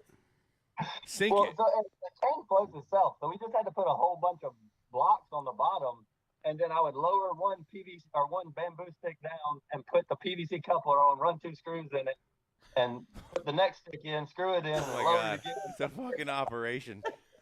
I love it, dude. Dude, it's so Threats. Some guy is going to catch him at the Threats. classic. He's like, man, I was fishing 60 Seven- feet of yeah, water. 70 foot. I was in 88 I found this giant cane, piece of cane, all by itself. It was like a stand in timber. Wow. It's so true, though. Like, anytime you work to do something like that, it never freaking pans out. Brian the Carpenter, Yes. you and Dave sunk brush at Cooper River. Yeah. A storm came through, and the rain blew 'em, the current blew them out. Like, Dude, it never works. I was responsible for getting the block Yeah. and the brush, Yeah. and all Dave had to get was rope. Yeah. And he showed up with twine. You know that Harry Brown stuff? Yeah. Twine. It's made of Disintegrates. it's made of corn. He brought freaking twine, and this was years ago, and he had a little yellow GPS thing that he didn't know how to use. So within like 10 minutes of dropping the first brush pile, he abandoned that because he wouldn't read directions. So then we were just triangulating with 2 spots off the bank to try to locate them. And yeah, the storm came and Dave's twine didn't hold up. Oh man, that's crazy. All right, one more question coming from social media. This one's from Kerry Spence, and Kerry wants to know, Brandon, will you need active target or something like that to win this classic? I mean, I definitely don't think it can hurt. It's the way the fish act on Hartwell, especially when I think some of those bank-oriented fish, no, but the way the offshore fish move chasing the herring, that you'll be able to tell when one of those groups, rather than in years past before active target, you were basically just throwing in the center, hoping to catch one of those fish following herring around. But now you can actually see them and throw at them. So I definitely think it'll play. I don't know if it'll be like 100%. That's what somebody's game plan is to do. Yeah. But I think it's definitely going to add some fish to bags throughout the tournament. Gotcha. Yeah, if it's colder, it would play even more so. But it's definitely going to play. Right. Yeah, I wonder how that'll work on that ditch deal. Because that's still going to play in the mornings, right? The guys in the back fishing that herring deal in the ditches. I wonder how that'll play. I think it can't hurt because basically you're usually just kind of throwing out there and hoping you're reeling by one. Now you'll know you're reeling by one. So. Right. Exactly. Yep. Yeah, Brian, what do you got? It's Brandon. That hat. How old is that hat? This one right here is only like 2 weeks old. Oh, all right. This is one I glad at the tournament. So you see signatures on it. This is from Harris Chain. Any of my younger fans that want me to sign their hat, I make them sign mine too. Heck yeah! Nice, that's pretty cool. At the weigh-in, and then I save all these. I'll probably break a new one out for the first couple of days of the Classic, and then if the first day doesn't go so well, I'll break out one of my good luck hats. Right on, man. Heck yeah. That's awesome. Mike, I signed Wayne Morris's forehead again the other night. Did you? Yep. That's nice. awesome. That's twice now. That's twice. Good. Yeah. It's great. Cleaned it off with what? Engine degreaser? I believe so. Engine degreaser. I don't quite. Brandon, let me tell you this. I will definitely be rooting for you next week. I'll be down there. I'm fishing a little classic myself, not as big as the one you're fishing, but I'll be down there next week. I'll be rooting for you the whole week. It should be a great tournament, dude. As much as I miss being in it, I'm excited to watch this one. You know what I mean? Because like when you're in the Classic, you miss everything that's going on. So what days is your event? My event is Wednesday, Thursday, before their tournament even starts. So. Okay. Yep. So I'll get a chance I'll be able to watch and follow along. And you'll be at the expo all 3 days. I'll be at the expo all 3 days. I'll be working and watching and listening, and I got you. It'll be fun. It'll be fun. Yeah. Yeah. Be there out there fishing with you guys in spirit. But that's awesome. Yeah. Looking forward to it, Brandon. Wish you a lot of luck, man. And I think you got a great attitude. Just keep an open mind and go fishing and find a fish, and you can win. That's right. Yeah. That's right. Get after it tomorrow morning. Good luck, Brandon. We appreciate you coming on the show. All right. Thank you. Thanks for having me on. Brandon Cobb, everyone. Yes. Throw the phone. Do upside down again. Yeah. One more time. Upside down. I don't even know how to get out. It's okay. Brian doesn't know how to turn you off. Nah. I figured it out. See ya. He's going to pull a Jimmy Houston. He's going to stay on for like an hour. We're going to start hearing dogs. You notice barking. how Brian does this on purpose, though? Like, he just doesn't turn the Zoom off. Like, we say goodbye, and then the poor person is left awkwardly sitting there. Oh, you know. No, I can't see nothing. I know. I honestly, I didn't ask him that question about. I didn't want to make him feel nervous. I didn't ask him because of that, but I asked him because I like the way that he's handling the local pressure. Like I saw him last week at the tournament at Harris Chain, and I'm like, I like real quick just said something like, "You ready for the Classic?" Oh yeah, it'll be good. I'm excited about it. Like, if that was me when that tournament came to Philly. Dude, I was stressed out for like 8 months. We were all stressed out. Oh, dude, we were all stressed. I was a fucking mess. How about you, Beck? Like, I'm always stressed out when Mike is home, when he's not home. Like, when Mike doesn't call, I'm like, oh, yeah. I know. It's like a spa day. It's like a spa day. Wait, I wish you were here earlier. He was talking about how he calls you every day just to check in. Yeah, I do. I call you. I know what call you in the mornings and I call you in the afternoons. And he was, he thankful to be back and enjoyed the first event. Even enjoyed the first event, and bad finish, but it was good. And he was very positive about it. I just wish you were here. Let me tell you the evolution of our relationship. Yeah. So Mike always separated like fishing and our relationship. And so when Mike went fishing in the morning, it was like, see ya.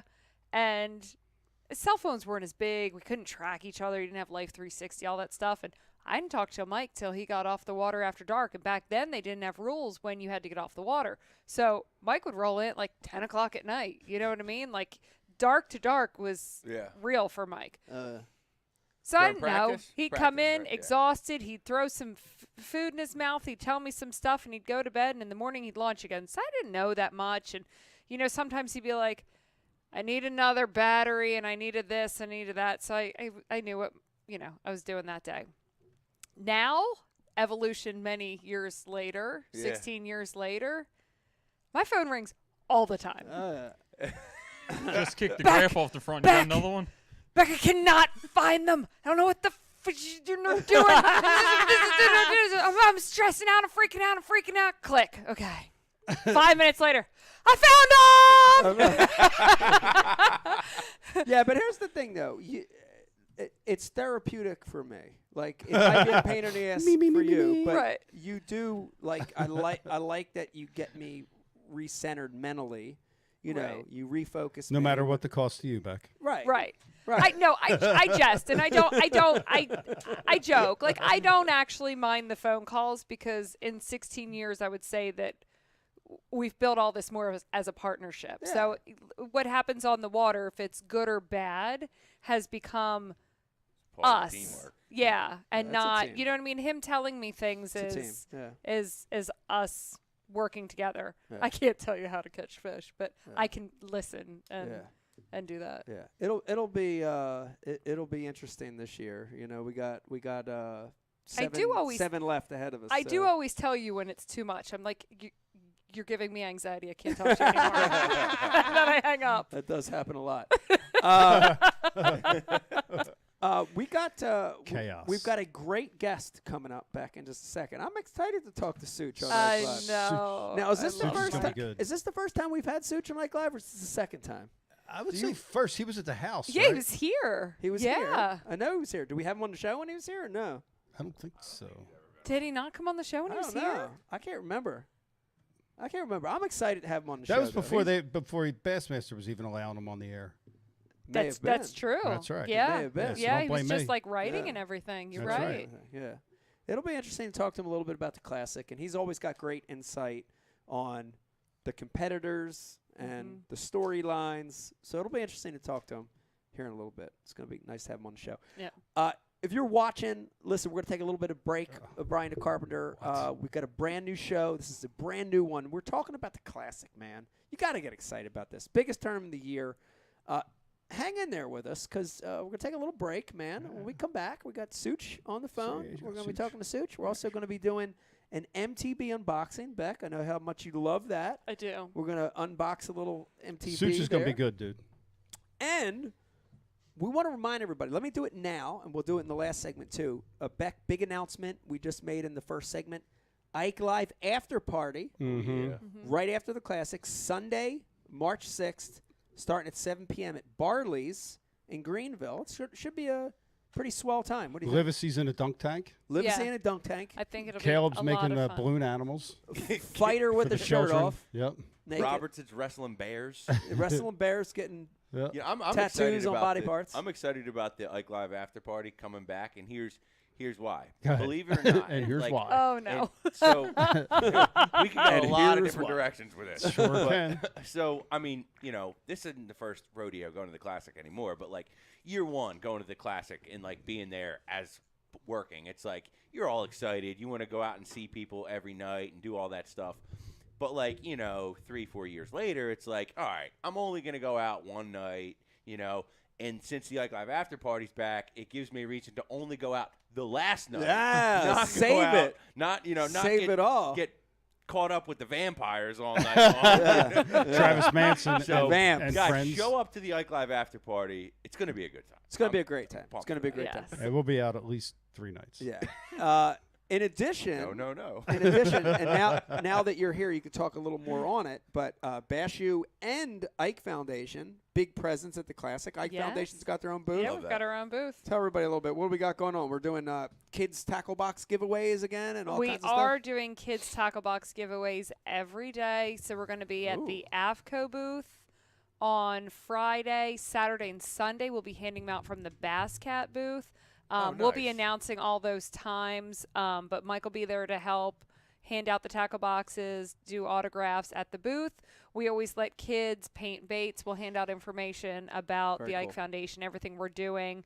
But just a reminder, all of you out there, our basket auction ends this Sunday. So we were unable to have our scholarship dinner, so we're having to do a basket fundraiser through 32 auctions.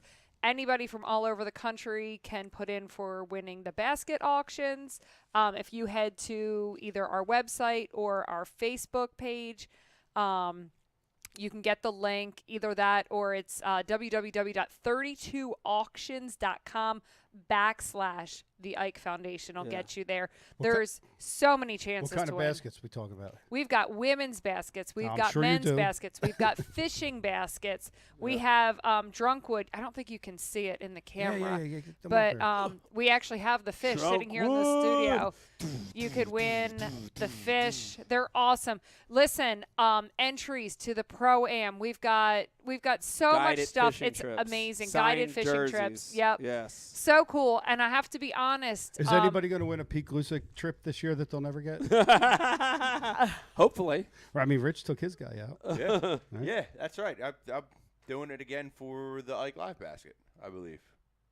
Right? I think it is in there, isn't for the it? Ike Live basket. Heck and I'm actually going to be home this summer. I'm not going to be all You get over to take the somebody place. fishing?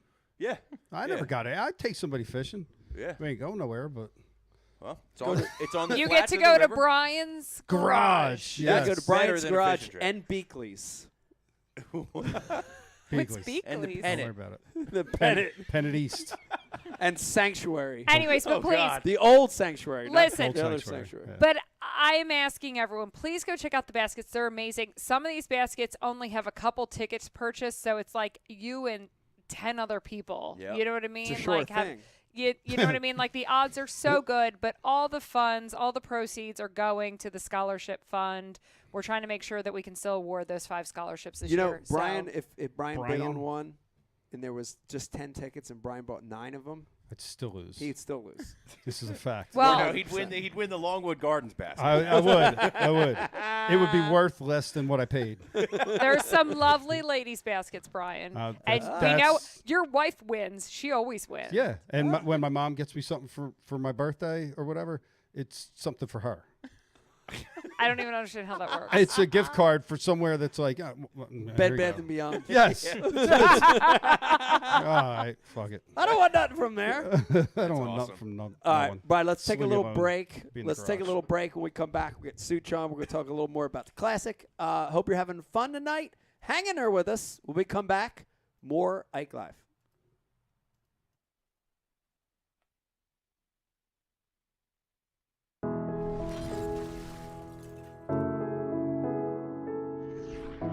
You know, right now where we're standing, we're in Camden, New Jersey. Yeah. Philadelphia is right there. This is the concrete jungle.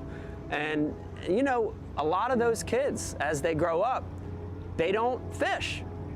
It's interesting because they're surrounded by water. You know, the Delaware River, the Schuylkill, ponds, city park lakes. But they don't have the influence to cast, to fish, to have a rod and reel.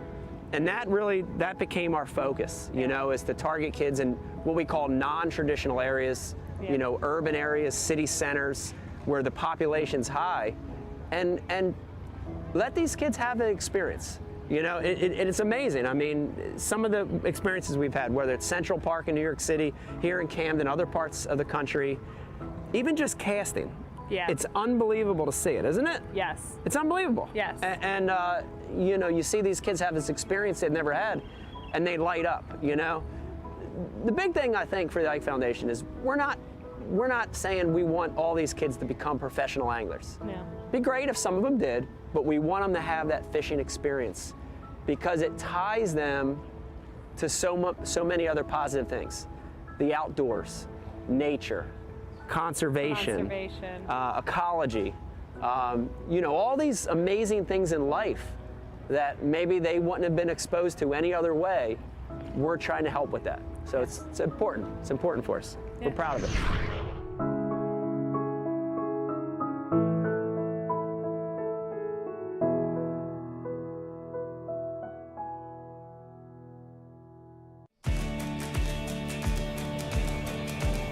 At Founders Brewing, we asked ourselves,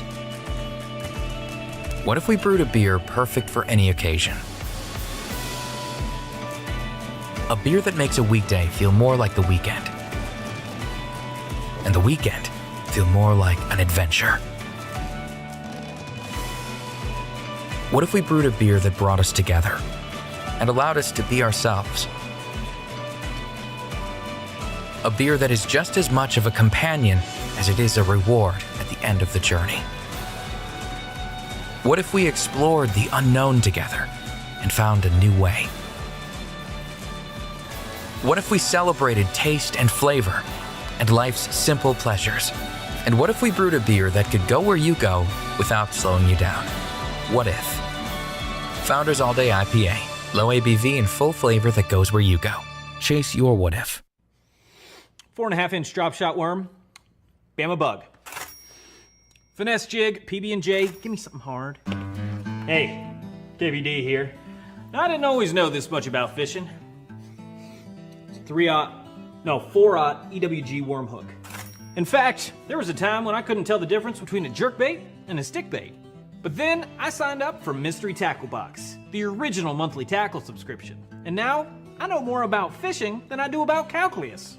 And he knows a lot about calculus. Plus, I get amazing extras like free fishing magazines. October 2016. Featured article, 4 places to throw a frog. Exclusive decals. Zombie bass. And how-to videos for all the great baits I receive. How to tune a crankbait. Is that underwater footage I smell? I got goosebumps. So if you're looking to develop enhanced fishing abilities like me, or you just like getting new tackle every month, go to mysterytacklebox.com and get your box today. Beck, I'm right.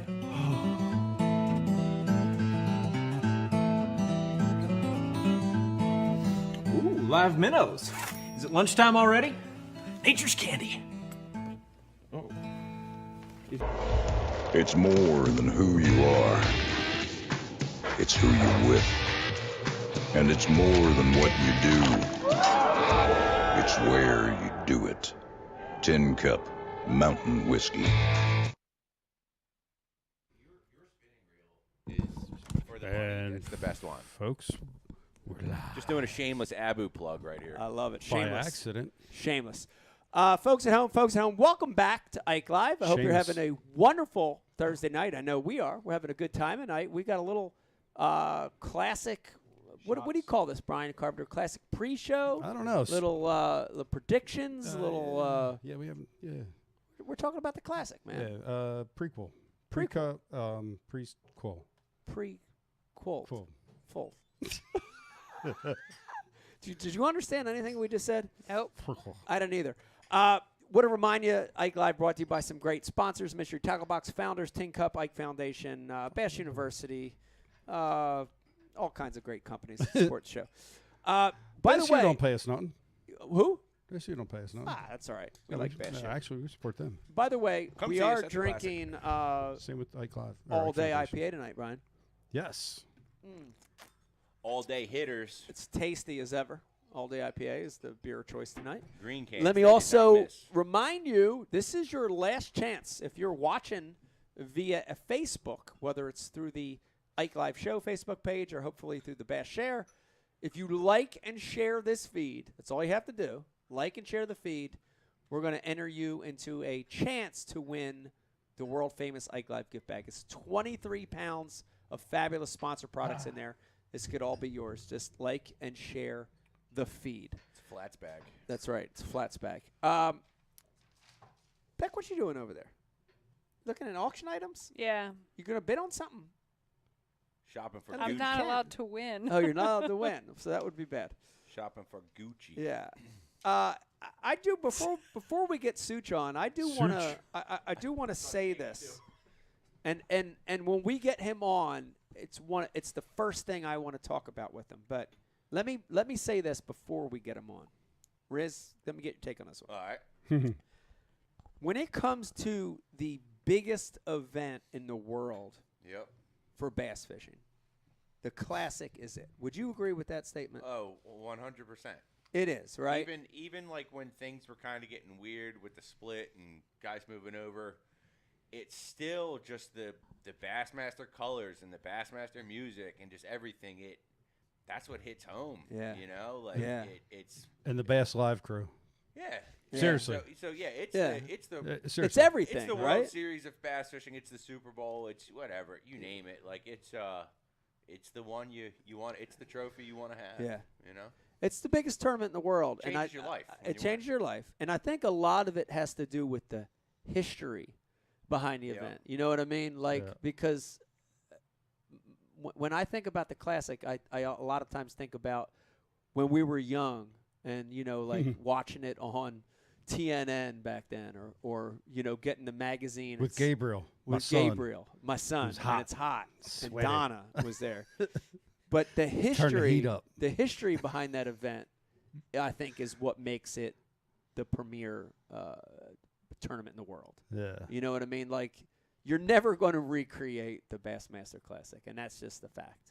The Classic's the Classic. It'll always be like that, you know? But there's still all the feels. Like, you can't replace that energy and the people being there in this arena and the sound and the energy and an angler comes in on his rig and how everybody feels and that huge jumbo screen. Like there's I know that you guys are talking about the history and everything, but there is no event that even comes close to what that is to the fans. Right. And that experience to be there and see it and to be with their favorite anglers. So it's the confetti for you. Yeah. No, but it's a combination of the two is what I'm saying. You know what I mean? And like the expo and just it's like everybody there is like everybody's a fisherman.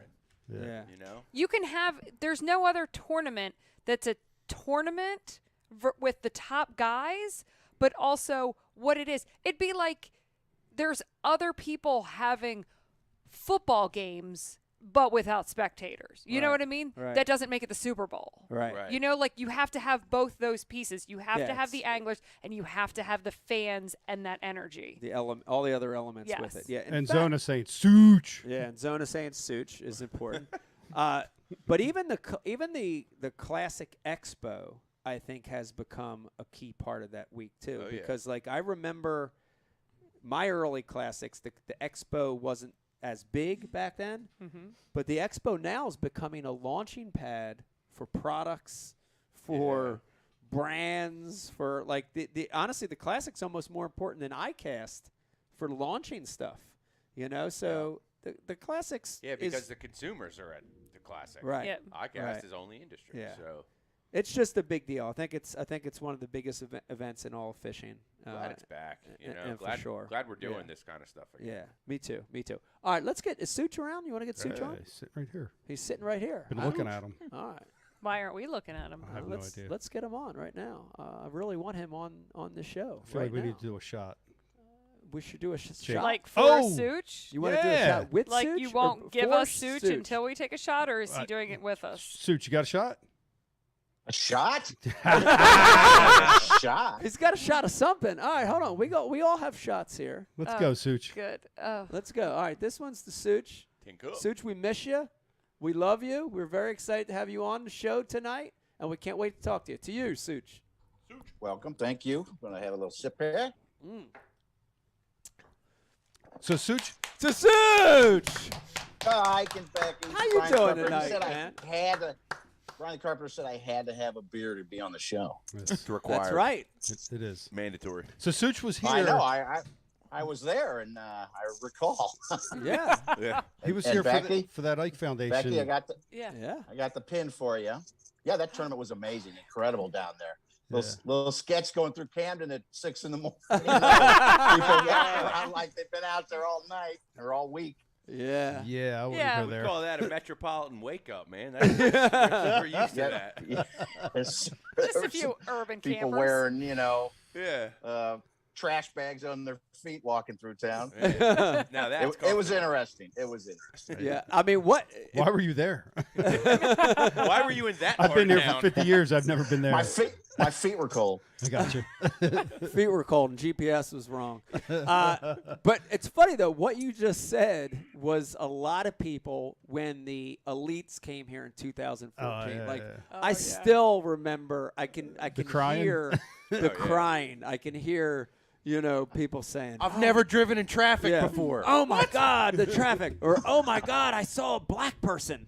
Or, oh, my God, like they were freaking out. Like, what's the deal with Wawa? Yeah, Wawa. Oh, Wawa was scary. I saw Glusick behind Wawa getting a Hummer. No, there was Getting in a Hummer, you mean? Yeah. There were a lot of wives that reached out to me because they were scared to drive into Philly, and then they found out there was the ferry from the Camden side over, and they're like, well, I looked, and Camden has one of the highest murder rates in the country. I said, well, don't go to the hood. Just go to the waterfront. That's right. Like, don't get lost. Yeah, Don't stray off the yellow brick once road. you got in the park, in the marina, there was awesome.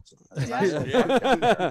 That's right. You always had gates. the water to escape to if you needed it. As long as you could swim, you're all right. You don't stop at stop signs, and you treat red lights like they're stop signs. That's how you drive. Nobody cares. There's suggestions. Those are suggestions. Such, we were talking right before you came on the enormity of the Classic. Like the Classic's the Classic. It's the biggest event. It always will be. Expand on that for us. What does the Classic mean to you? You've been covering this sport for a long time now. There's other championship events out there. There's other leagues, but the Classic is the biggest event out there. Tell me about that. Why? Well, my first one, I was truly amazed getting there, 2007, and just getting in and seeing. Who knew that there was that kind of hoopla and organization around a bass fishing tournament? I mean, to be there in front of it. I mean, I've seen the videos, and I worked at the newspaper when we were, Mark Davis went in '95, putting them on the front page of our Arkansas newspaper I worked at, but to be there and to see the organization put a celebration of the sport, that monstrosity of an event. Yeah, think of how many people put that on and how many people come. I was just blown away. Just I remember Gerald Swindle up there, and it's like, man, that dude, just him going off talking, that dude's the rock star, isn't he? Figure that kind of thing out. Yeah. You see the personalities, and they really come out, and just how they treat everybody and the anglers, and it really celebrates the sport of bass fishing. And they've been, doing it 53 years now, 54th year coming up. Yeah. Yeah, it's amazing. And Becky changed. Yeah, Becky touched on it too. The energy level at the Classic, it's hard to describe it. You can get that same energy at other events, and I've been at elite events before where there's been a good energy, but there's something about that arena that lights up when those anglers start coming in. And unless you go to one, it's hard to experience it, right? You can watch it on TV. I remember watching Clun win in Richmond back, I think that was I can't remember, probably his last Classic win, the one he won on the James. And I remember watching on TV and having the hairs on my arms stand up, right? Like getting chills. But when you're in that arena and that energy, that car and that truck and that boat pulls in, and it's just electric. It's hard to even describe it.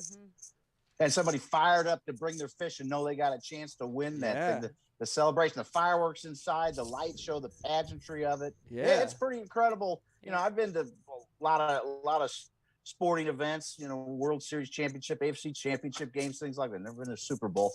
And, high school, all kinds of sports and college championships. And the Classic, Bass puts on a pretty spectacular show when you think about all that goes in behind it and all the people working on it, let alone the TV shows. But the show in the arena is just incredible to be there. And so many people have been inspired to fish. That Classic deal, now I want to win that. I want to do that. Yeah. Such, What's that jingling?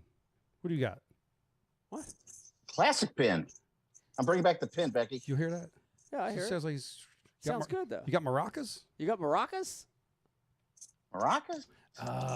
It's the microphone on your lapel. Oh, All right. I like it. Yeah, you have a Bassmaster guy on. This is what happens. Chopping it around. I like it. All right, It kind of sounds. It sounds like a little. It's like a little belly dancing jingle. Tapping that thing, I'll get rid of that. No, do a belly dance. JM knows how to get rid of that noise. We don't. Yeah.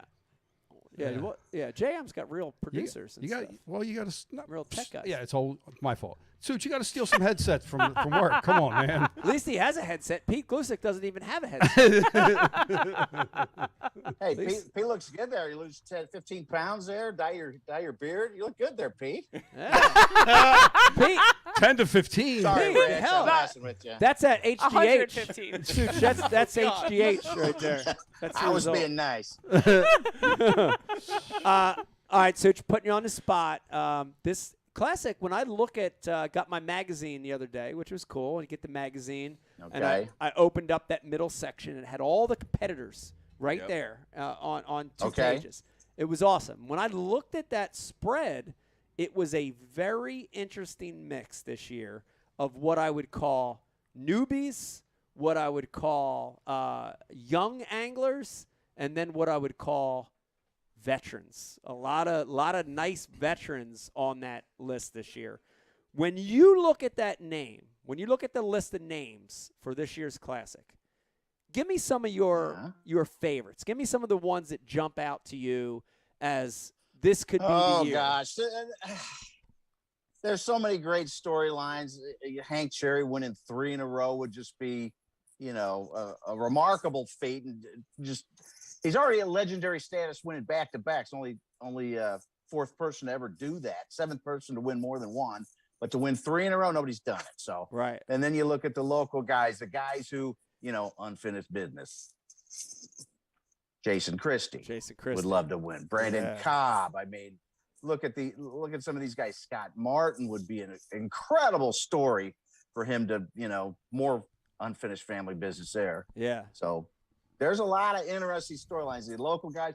What if one of these young guys, one of these, first-year Classic guys come in and blow doors and win the thing, Ike? What do you think of that? Yeah, I don't. The chance of that happening. Yeah, I don't know. When I looked at that list, it was hard for me to pick one. I mean, I think there's a few that you have to have on your list, but it was really hard for me to say, oh yeah, there's your clear winner. I couldn't really look at that list and say, there's your clear winner. We had Brandon Cobb on right before you came on, and for sure he's got to be in that top 5 list. You know what I mean? I would say the same. Yeah. I would say the same about Christie. I think he's got to be on your top 5 list. But let me ask you this, and remember, Such, this is Ike Live, right? So you got to be honest here. Oh, I have to be. You have to be. And it stops you. Listen to me. Listen to me. I know Brian already told you this in the pre-interview, but you can't lie like you do on Bass Live. You can't hold stuff back. That's right. Yeah. You got to tell the truth here. All right. So I'm gonna put you on the spot. We won't name any names. I won't put you on the spot like that. But I do want to ask you this, and you have to honestly answer.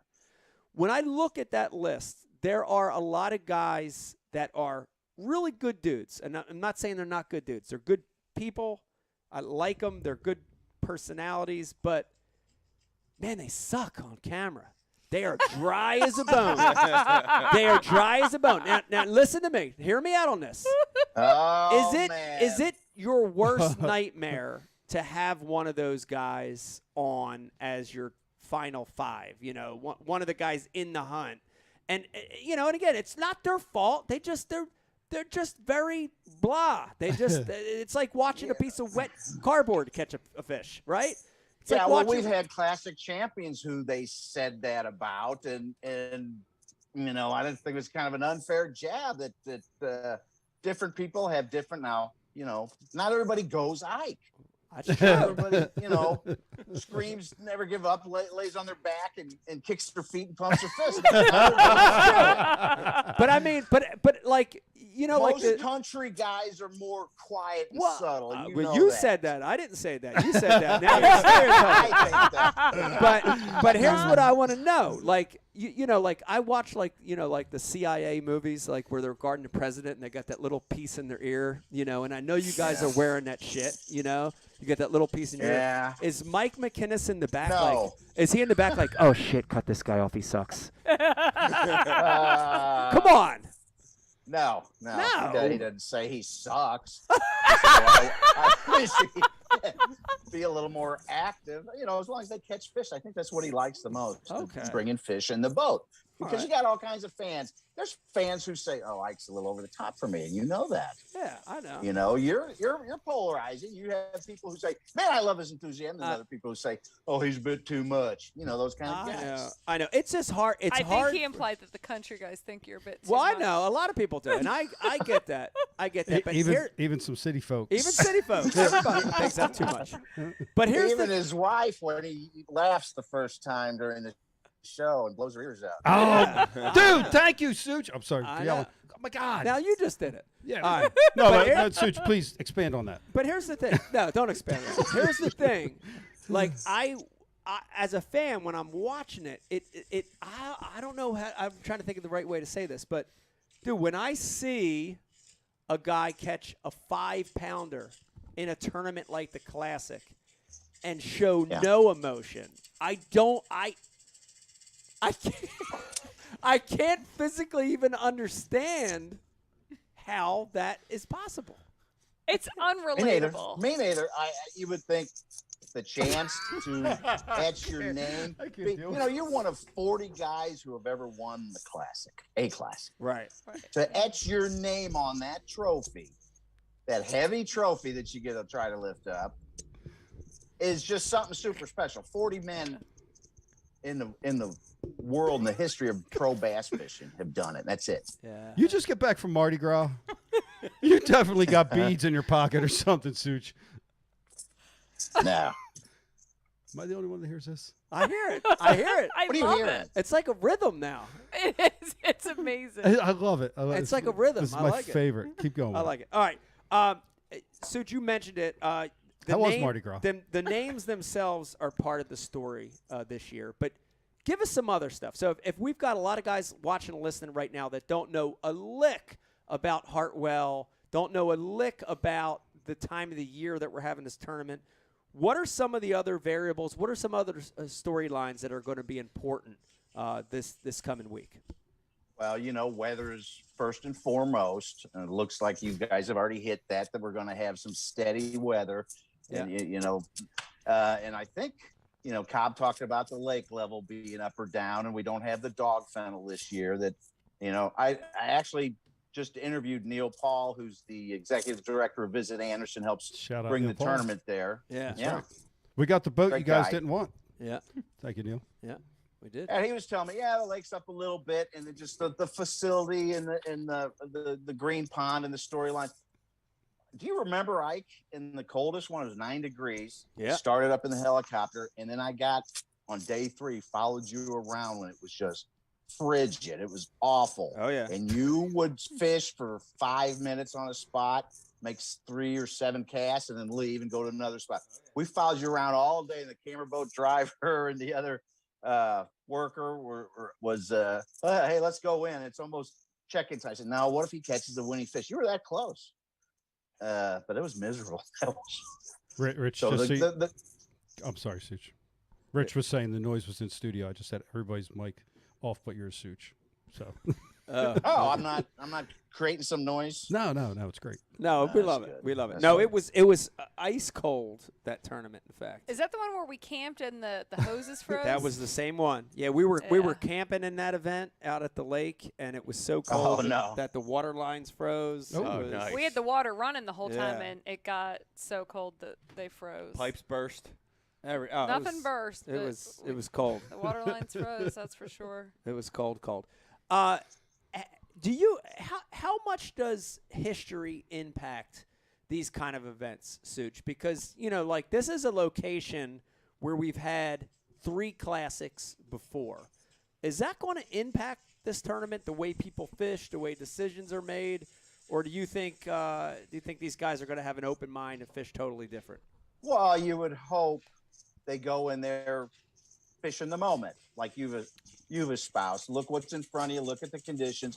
Figure it out. Like Brandon Cobb just said, I may know too much about this. Like there's several other guys who may know a little bit too much about Hartwell that will hurt them. But in 15, when Casey Ashley won, knowing a lot got him to that brush, that cane pile he said was no bigger than a size of a football, and he caught his winning fish off of that. Yeah. So, knowing the lake is really key. You've heard storylines of who's been there practicing, and in December things have changed. There's 3 foot of water since they practiced in December at least. Yeah.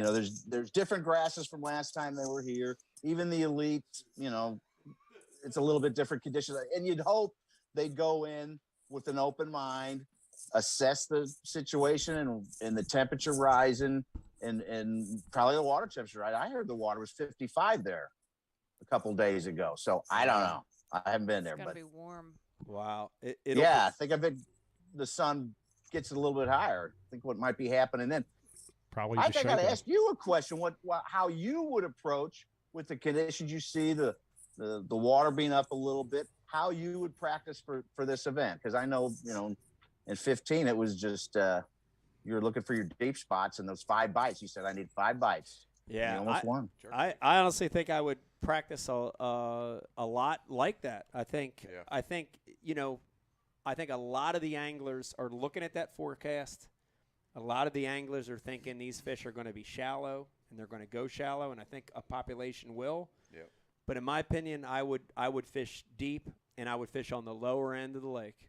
That's what I would do. And I've had two other times there where I almost won doing that, and I would continue with that. If I could make that work, that's what I would do. And I really believe that the biggest fish live out most of the year. They come to the bank in a very short window. Yeah.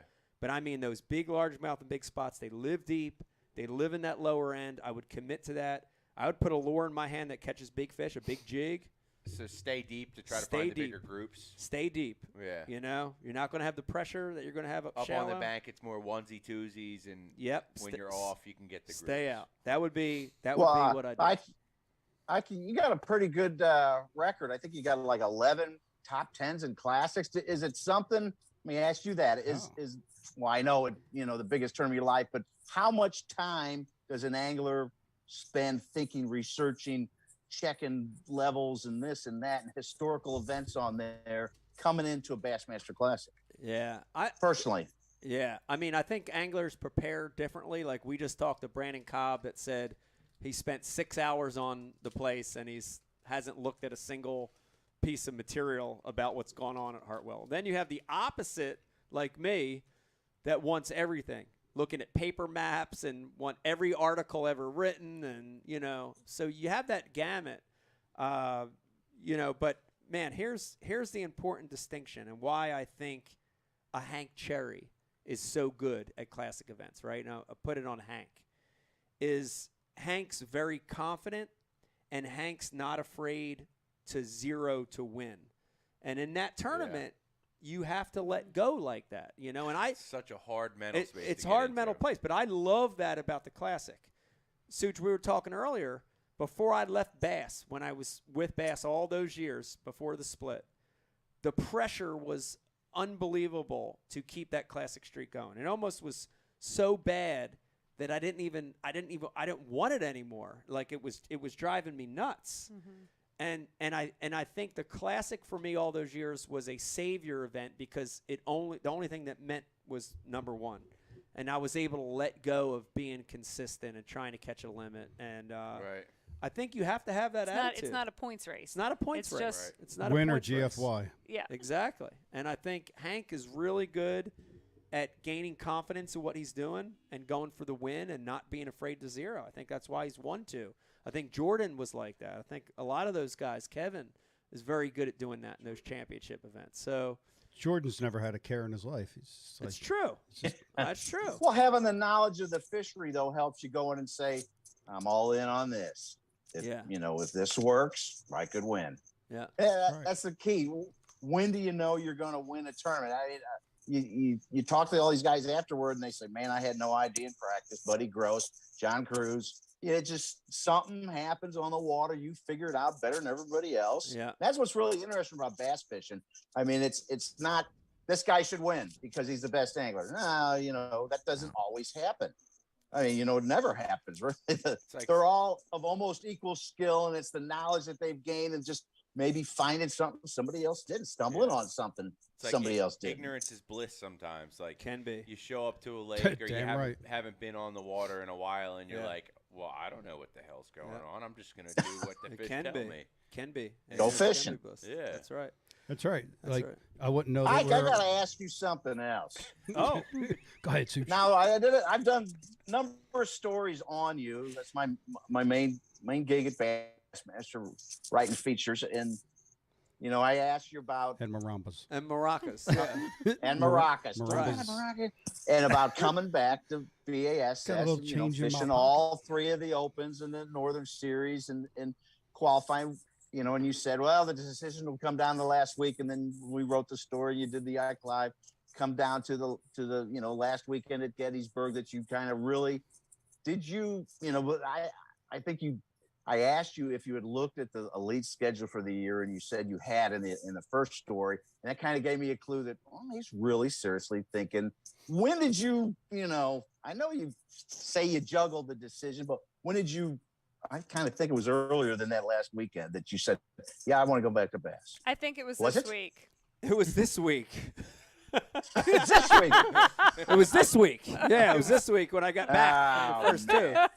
Yeah. No, it was. I would say that we thought we knew what we were going to decide leading up to that week at Gettysburg. Like, there were enough things that came from sponsors and from fans and from the family, sponsors, yeah. The sketch. There were enough things that were pointing toward going back. But honestly, that last week at Gettysburg was honestly the deciding factor. And you got to remember, too, it was the week Aaron passed that week. I remember we were there, and I want to say honored him on the show. Yeah, I want to say it was like a Tuesday that Aaron passed. And, I remember us the next couple nights sitting by the fire. And so this decision was looming, and then Aaron passing was looming in our heads. And I think, honestly, that was even part of the decision, because it was almost like, it was like, man, I have this opportunity. Life is so short. Right. Here it is. You're being smacked in the face by it. Go back. Go back, and I think that was honestly the deciding factor that week, So I mentioned it, coming on the show. It felt really good to be back last week. Honestly, felt great to be back. But there were elements last week, especially after that first St. John's tournament, Such, where I wondered for a few minutes if I made the right decision, missing home. Yeah, yeah, for sure. I want to bust myself on the first day at St. John's. I looked down the leaderboard. I see myself as kind of the community newspaper reporter to Zonin, Ronnie, and Tommy to get other guys' names in it. And I boy, this is kind of surprising that you didn't catch them that first day. And it's Mike Iaconelli's return one fish, 1.5 pounds or 110 or whatever it was. No, didn't catch him the first day doing what I thought I was going to do, and didn't catch him the second day just going fishing. So it was pretty disheartening, but it did feel good to be back and catch him a little better in the second one. And I got a little momentum train that I'm going to ride here the rest of the year. But I think the universe works in mysterious ways it does. too. It I does. think It does. I think the universe. It's like people try. I mean, how many years do people try to get in through the Opens, and they try over and over. And Mike did it one year, and he got in. So I always tell him, I'm like, it's a blessing and a curse, because apparently he's a really good angler. So I guess he should be out here and this is what he should do for a living. It's just exhausting on me, selfishly, you know, sometimes, but it's what he's good at, and therefore he should be here. But I think it was almost like, had this great opens year, jumped right back into the elites. Like, this is awesome, want to be there. And it was almost like this eye-opening moment where it was like, well, are you going to crumble? And are you going to be like, oh, crap, I'm old, this stinks, and I'm just going to suck it up this year? Or are you going to say, wow, I literally just got kicked in the nuts, and now I got to come back. Right, and I got to prove to everyone that really I do still deserve to be here. So I think that it was a moment where you had to make that choice. Yeah. Yeah, I picture from my team at Harris Chain. When else are you going to get Mike Iaconelli in Group E? Heck on yeah. fantasy? Heck yeah. I love it. I love it. Such, we got some, we've had our IMs open here. And I think we got some questions. Jake, you want to pass a few on? What do we got? Such, how you making out in your fantasy? Ronnie Moore wants, R. Moore wants to know. How do you know that's Ronnie? I'm jinxing myself now. I'm leading the B.A.S. Group of whatever 30 people. I don't know about. I'm a little bit ahead of Ronnie. I've been consistent, but I haven't had my under 1,000 tournament yet, which I usually do have 2 or 3 times a year. Of course, in drain the lake, Ronnie caught a big time in the last tournament. I think he loaded it though, and I'm loaded at the Classic. I mean, I got Cobb, Christie, Cherry, Scott Martin, several of Prosnick. You know, I'm kind of loaded in the Classic for Drain the Lake. Here's my sleeper pick. If you're watching right now or listening, yeah. you want a little fantasy sleeper pick. Okay. Taco Ito. Ooh, Taco, as for sure. my sleeper pick. For sure. For Hartwell. Taco Ito. Heard that. Can finesse them. Yeah, a lot of shaking going on by those Japanese anglers. A lot of shaking. Heavy shaking of the rod tips, Shaking and folks. moving. All right, Jake, what do you got? You got any for Such coming through? What do you got? I got to go The on coming worm from shaking. Yeah. Shaka Khan. Shaka Khan? Okay. Shaka Khan. Looking at the superstars of the sport, Yeah. looking at the Swindles, the Iaconellis, guys like that you know had made their name. Such, do you see anyone that has that X factor coming in this year? A lot of new names. Is there anyone that could follow in those footsteps? Good question. They could catch them and got a Oh, personality. Oh, wow. That's a good question. That's the thing to put it all together. That's what these guys have done to, you know, there was a list of the elites who had the biggest social media following, and it was a guy. I think it was both those two. I can Swindle were way up there on the social media because you're a fan favorite. And man, it's kind of early on a lot of guys. You know, Taku learned some more English, but the fighter is gaining popularity with an AOI. I mean, come on, there's several others who are a little more dynamic than others. I'm not going to name any names right this second, but we'll see how they pan out. They got to catch the fish. There's one guy told me after the defection, he said, so here's where he came into the studio when he had the big media thing and said, this is where it all happened. So you're going to make us stars. And he turns and said the key phrase, if we catch the fish. And that's always the key. You got to put it two together. You know, it's always the marketing and the personality and catching fish. Yeah. Yeah. It's got to go together. It is definitely a combo. Yeah, Brian, what do you got? Such, you brought up fighter. And we talked about this earlier. What's the you guys got a bet going on amongst the Bass Live crew? The over-under on fighters AOI speech? I'm calling 5 minutes. I'm calling Five? five. Yeah, I five, call that's 5 long. minutes. 5 seconds? Yeah, Long. 5 minutes. What's he going to say for 5 minutes? I don't know. All right, 3.5. Bang a couple darts. I mean, you ask him like technique stuff, he'll go, but I don't know. Other than that, maybe not. It depends. I think he's been thinking on it for a while, so he'll probably run down his season and give us. I'm saying over 5 minutes, but we don't have a bet on it yet. Oh, pick it up! Come on, man. Do you guys have somebody from Bass that's working with Taku on his English? Not to my knowledge. They do. His name is Sego. Sego. I was curious because in the first event of the year, Zona asked Taku what his Super Bowl pick was, and Taku proceeded to talk about how much he liked Florida Bass. I like Florida bass. Yeah. After a Super Bowl question. Yeah, I was going to ask when Zona asked who I got out of these 2019 guys coming in. I want to say I like the Rams. Yeah. The Bengals are my hard favorite though. 4:30. Taku's answering. We love him. We had him on the live show. Sago's great. I've had to not had to, but did several stories on the Japanese guys' Christmas in Japan, which was pretty interesting. They dress up Colonel Sanders as Santa Claus. Is pretty funny. And the big thing is they get a bucket of fried chicken and I think it was Yusuke who said my mom didn't, but she baked a chicken. We didn't get the good fried chicken from Kentucky Fried Chicken because there's a bunch of there. And I think awesome. Somebody who was it Shin or Shinichi sent me a photo of him in front of a Santos stand, they called it. It was Colonel Sanders' statue with a Santa Claus outfit on. It was pretty funny. Wow. That's phenomenal. Who knew? That's hilarious. That is great.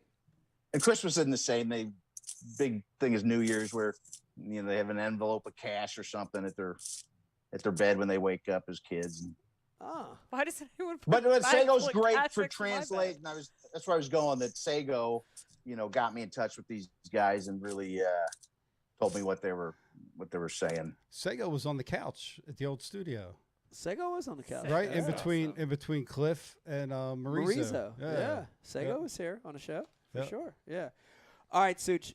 We really we cut you a break this whole interview, and so that wasn't going to last the whole time. You knew that. So I do want to. Come on, Such. We gotta talk about something controversial here, and Oh, we do. We have to. And remember, again, keep in mind this is Ike Live. You got to be honest here. And so I'm just going to go ahead and say it, and I'll let you know how I feel, and then I want you to answer it honestly too. And no, Zona does not wear pants when he's in the Northern Studio. Oh, man, you jumped. Is that what? No, that wasn't it. So, this year, one of the competing leagues, Major League Fishing, decided to schedule one of their events directly on top of the Classic. It was an accident. Let me tell you, they didn't know. And I can be honest because I don't care anymore. They directly did that on purpose, and I honestly feel like it was the most disrespectful thing. I would think dickheaded. Dickheaded, it would be a word, but I was just going to say disrespectful thing. Dickheaded. That they could have ever done. I think it's degrading to the sport. I think it's degrading to the history of the sport, and most of all, I think it's wrong for the anglers, right? What about the fans, dude? And the fans. There's 100 anglers. There's thousands of fans that are being drawn in two directions. Who want to see those anglers who come to the expo. The expo is the biggest fishing show for the consumers to come to. You see people walking out of there with 4 rods for $100 and reels and all kinds of gear, and that's when you sell some product and you have your anglers at their booths. I mean, that's I mean, what's your lot of foresight, is it? Yeah, what's your take on it? Because I mean, that to me, it's just the whole thing's wrong. I still can't even. I can't believe that the anglers agreed to that. It's hard for me to believe. Do you think they had a say? Well, I don't know if they had a say. I think they did. But they should have a say because that league was created that they had a say. And hey, and I got a question from a message board from Jay Crussell from St. Louis, who says doesn't really get the defection. What was the main purpose, and was it mostly of FOMO, a fear of missing out, or what was the real reason? Yeah, I mean, the quick version to that is the real reason was we were at a stage where the anglers wanted to have more say, wanted to have more control of their own destiny. You know, if you look back at the history, those last 5 or 6 years with B.A.S.S, you know, there was a lot of things happening where the anglers felt like they were wronged. And, you know, a lot of the anglers thought this was a new start where they had a change where they could control their own destiny and be a part of the process. That was the reason it happened. And that never really materialized, but I think it was good. You know, I think it was good that it happened because I do think that I think that B.A.S.S realized what was going on and changed a lot of things and fixed a lot of problems. And I think it had to happen, right? It had to happen. And I think we look back on it 20, 30 years, it's going to be a good thing for the sport. But in saying that, I don't think it ever really materialized the way that a lot of the anglers thought it was going to happen. But reminds me of The Godfather when they say after one of these big massacres, every 5-10 years, something like this has to happen. It gets rid of the bad blood. Yeah, yeah, maybe. But I don't know. There's something to that. Yeah. But it was the MLF totally wrong by doing that, Such, or were they okay?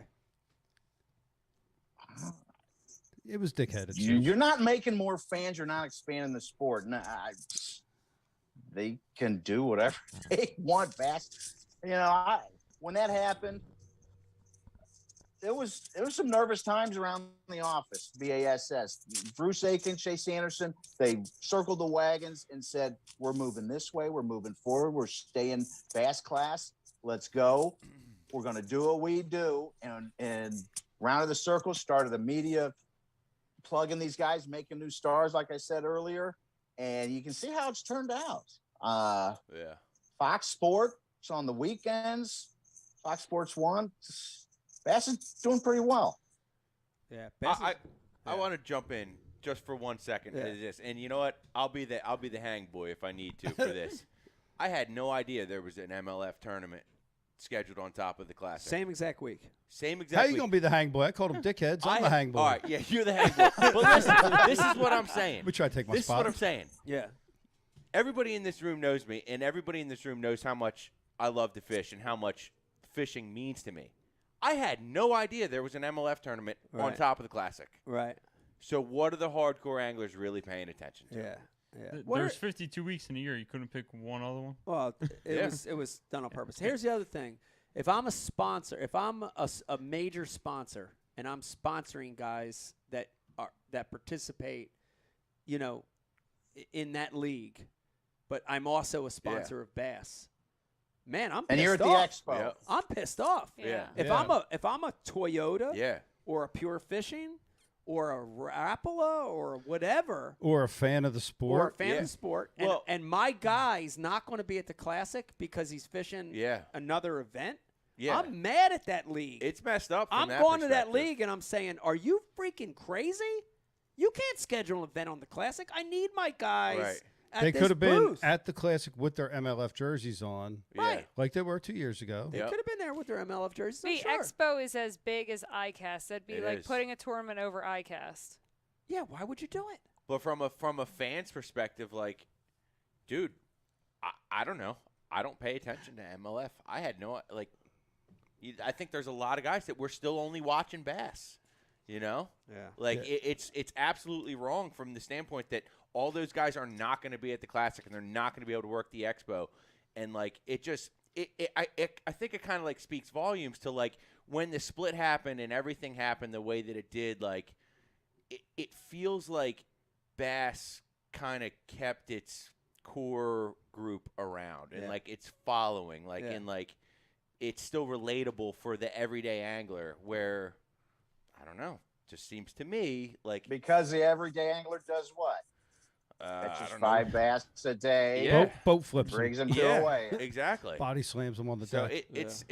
That sucks, man. That everybody else at MLF isn't going to be at that event. And honestly, it's news. Yeah, it's a bummer, man. And I think some of the anglers that I like and respect agreed with that because they're bought in, and I think they're missing it, man. I think they're missing the fact that, Mike, you're deep in the industry. You're looking at it from the angler's perspective, from the sponsor's perspective.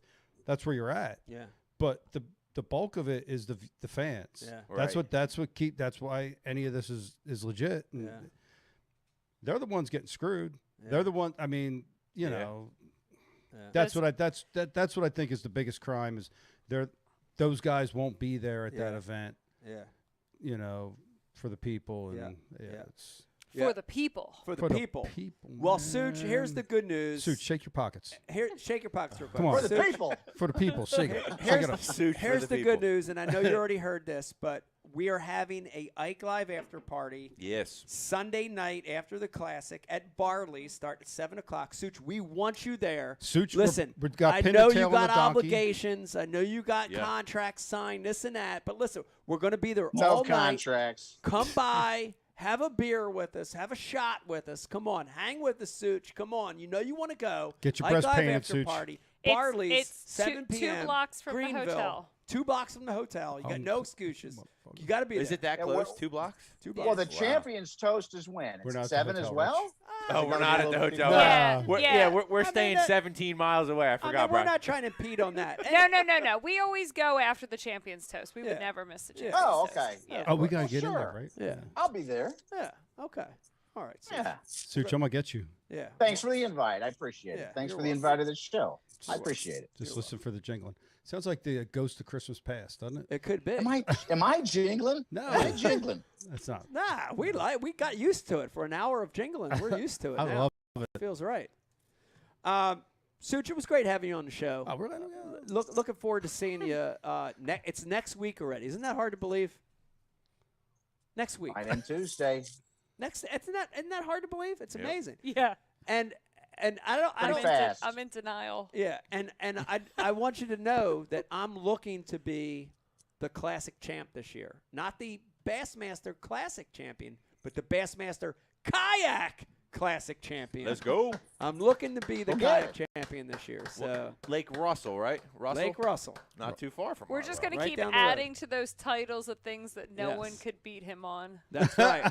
I'm trying to put a mountain between me and Polinick. So Nice. the more I win, the more he can't catch me. The mayor. Yeah. Good, Such. Say something. Yeah. Yep. Is he frozen?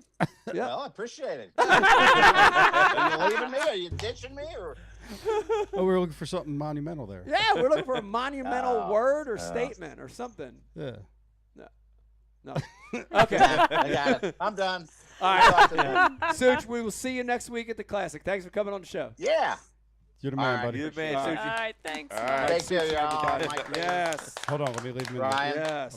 Such, hang in there. You just. Just jingle around. Yes. Put Oh, you- my God.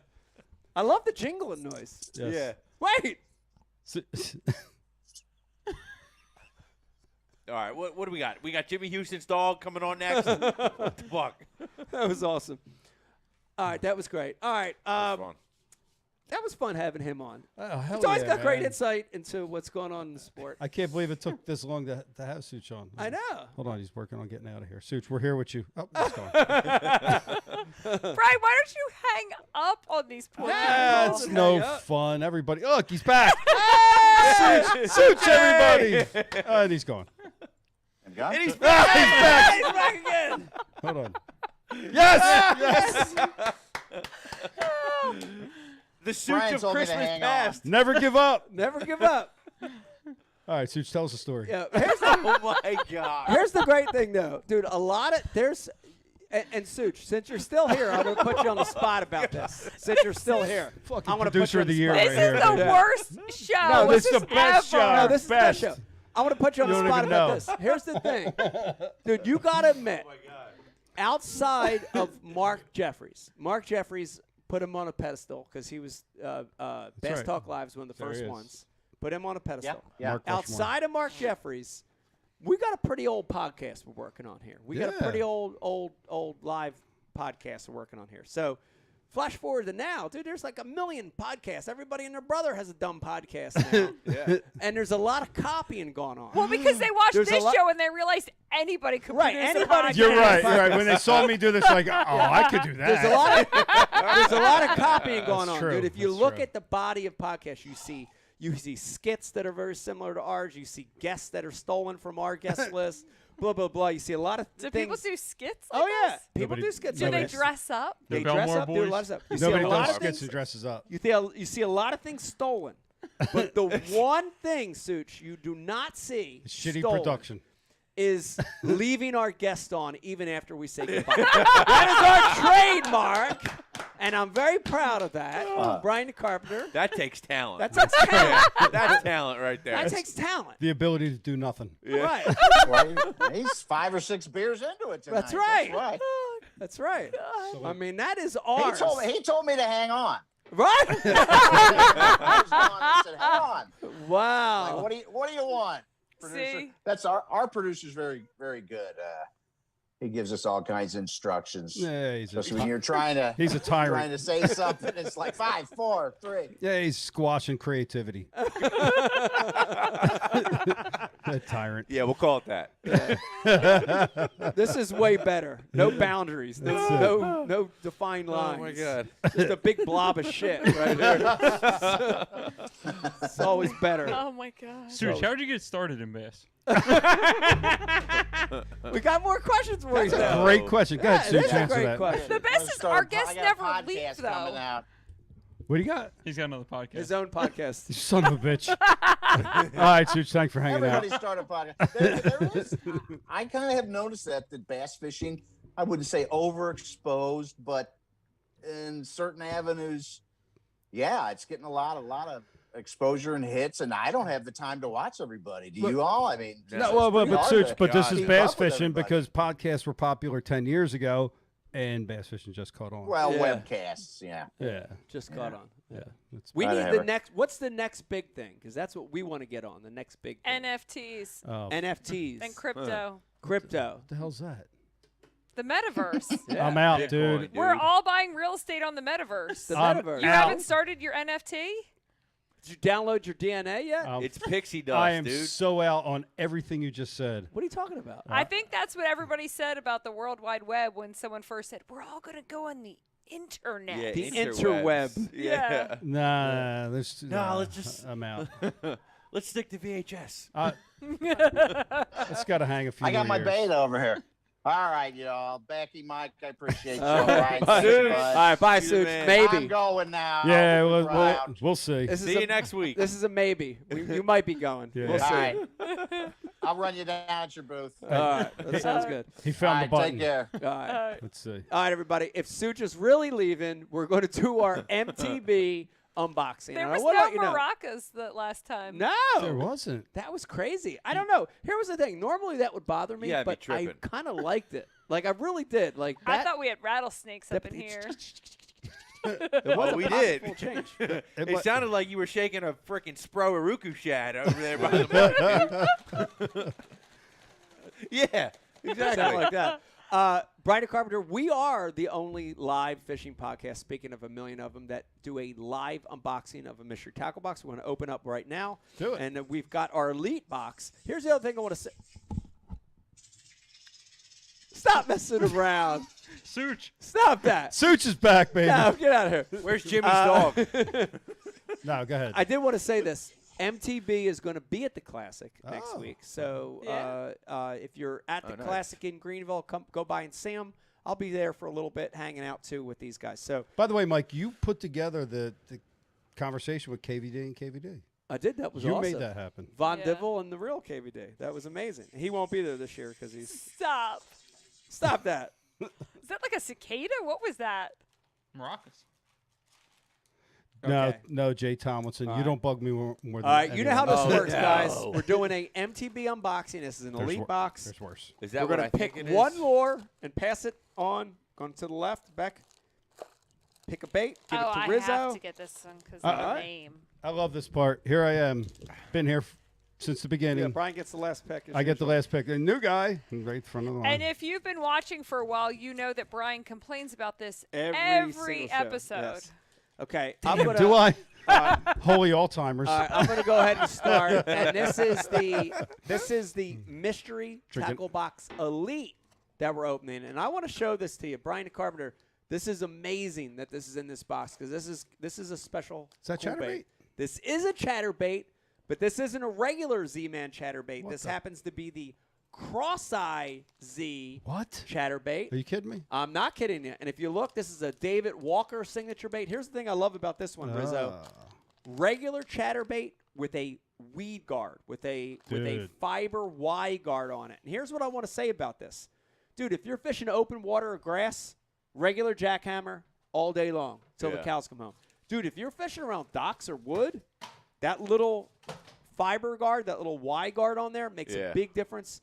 These things, without it, don't perform good around wood. You add that, you got a great wood bait. So I'm very, very excited that is in the Elite box. I like that a lot.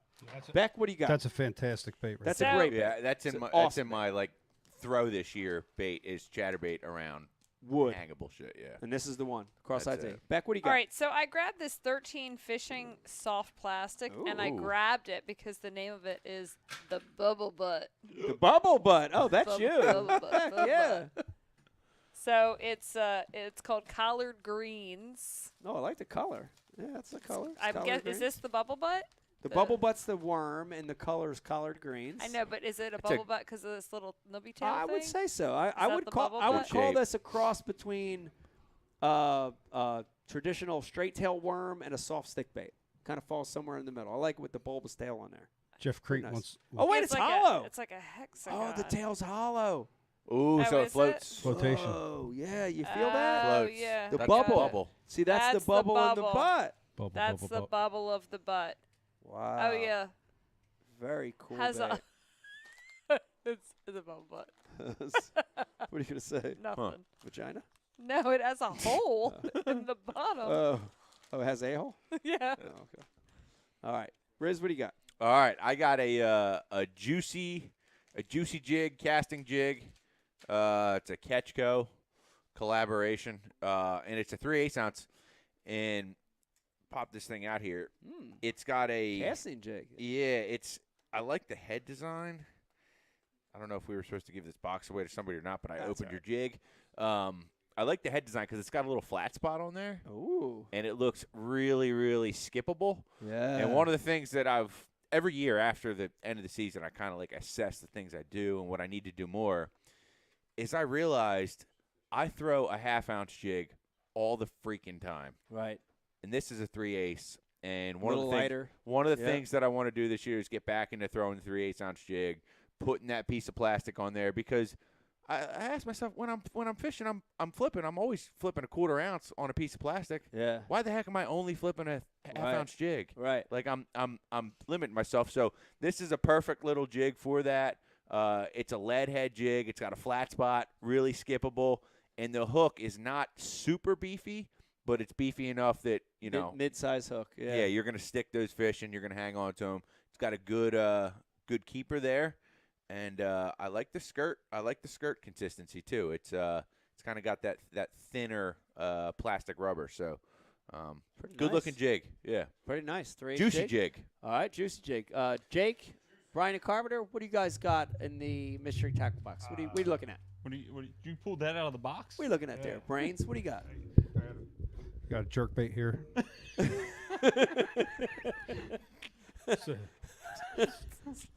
Jinky jerk bait. Wow, that's a big jerk bait. Yep. All right. Cool. Jake, what do you got? I got a Weston Shaddy Slim 3-inch. Looks like a good drop shot bait. Oh, yeah. Like a green clear. I saw that in the box. I like that a lot. Good little drop shot bait, Yeah. finesse. Little something. jig head, little finesse jig head, too. Little Yeah. 16th ball head, 1/8 ounce ball head. Yeah. That might be the bait for Malaga, for the Malaga guy question. Yeah. Right there. 16th ounce ball head on that thing, Catch more crappie and pickerel Oak. than anything else. Ooh, this deal would be really good on a slider head. Brian, how's that jerk little bait over there? 13. Is it made out of oak? Oak. You can find that on 32 auctions. The mighty oak. 32 oak. Folks, look at this. That's beautiful, man. That's beautiful. That is beautiful. Trunk wood. Dinky. Yo, you think that'll make it outside, Brian? We're thinking about putting one of those outside. Why don't you put one behind me so I don't have a damn blank wall? Well, why don't you win it? Really? Yeah. If I win it, $10.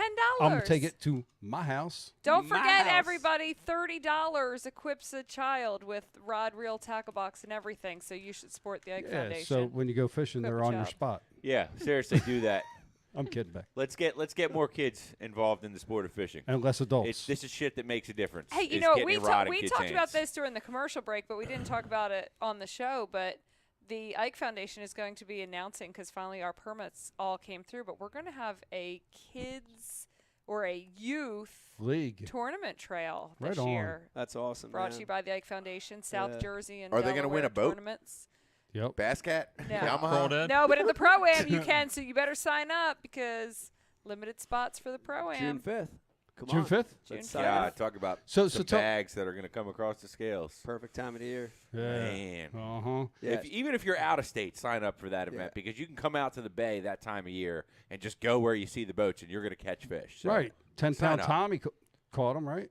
Yeah, 12-pound Tom. 12-pound Tommy, yeah. Won a boat. Won himself a boat.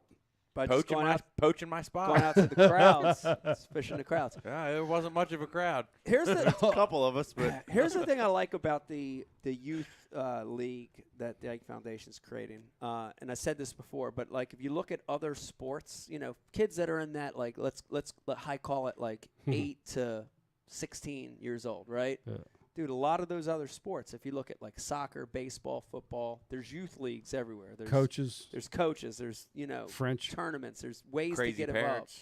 involved. And in fishing, you don't really have that, especially in this area in the Northeast, right? You don't really have that. You have the nation and you have the FLW or MLF Federation, but this is an independent league, standalone league. Just trying to get kids together to be involved in competition. Yeah, so we're doing it our own way so that we can help kids. These are going to be trolling motor only lakes. We're looking for volunteers. So anyone who's got a boat that wants to volunteer, we're going to have the tournaments pretty short. So you're only, there for the morning on a Saturday, But we need guys that are willing to take these kids out because a lot of kids don't have access to a boat.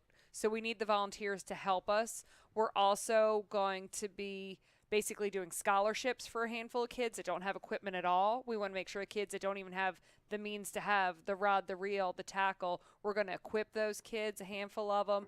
So this isn't, Dad's got a boat, I know how to fish, and I'm going to go fish against people. Right. This is, we're going to teach you. We're going to have these volunteers that know how to fish. They're going to spend some time on the boat. They're going to help these kids. Here's how to cast. Here's, we're going to teach you how to tie it on. This is what you're looking for. You want to cast at that, or you know what I mean? We want to teach these kids. So is it, bass only, artificial only? Are we expanding it to live bait to multiple species? It's all artificial. It's all artificial. We're going to do it like a real tournament. Nice. But it's going to be a teaching style tournament. Nice. That's cool. I would recommend miscellaneous. We'll talk about it after the air. I mean, the adults have to do it in South Jersey, but we'll talk about it afterwards. That's true. That's it's true as hell. But yeah. yes. Sometimes the miscellaneous does add a X factor to a tournament to like where if the bass fishing sucks or if you're personally not doing great, you're still in the running. All right, I'm open to this. Yeah. Trophies. In fact, we do it because we had to. Yeah. Down I here. got a question while we're on the X factor of tournaments. Mike, you're looking at a 93rd and a 35th coming out of Florida. Yeah. Just asking questions here. Did you have any of Becky's sandwiches in the boat on that second tournament?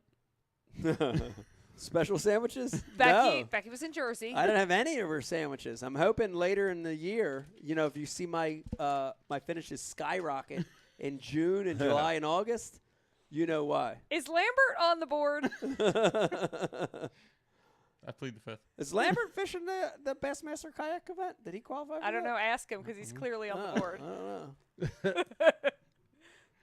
So I saw a text from John Stewart the other day saying that we have a little over 100 kayak guys signed up for this tournament. So that's pretty stout competition. It is. The lake's not like giant like Hartwell. So this ain't going to be an easy one to – it's not like it's going to be a cakewalk. Like I got to go down and do work and figure it out. How much practice time you putting in? Just the official practice, 2.5 days. How about it? 2.5 days? Yep, all day Sunday, all day Monday, Tuesday till 2 o'clock. And then I have the meeting at 4. You go do it like Lefebvre and get out in your bass boat and practice? No. No? No, I'm doing it the right way. So you go practice in a kayak? Practice in a kayak. Okay. Yeah. Torpedo. Got a torpedo on there. It's going to help me. You know that's kind of like Lefebvre then. Kind of cheating. Not really. I mean, it's a those torpedo, are Rich. allowed in bass tournaments. They are allowed in B.A.S.S. Well, they're pretty phenomenal. They are phenomenal. If you're allowed to do it, I mean, you can use it. Yeah. You're right. If you ain't cheating, you ain't trying. That's right. And trespassing.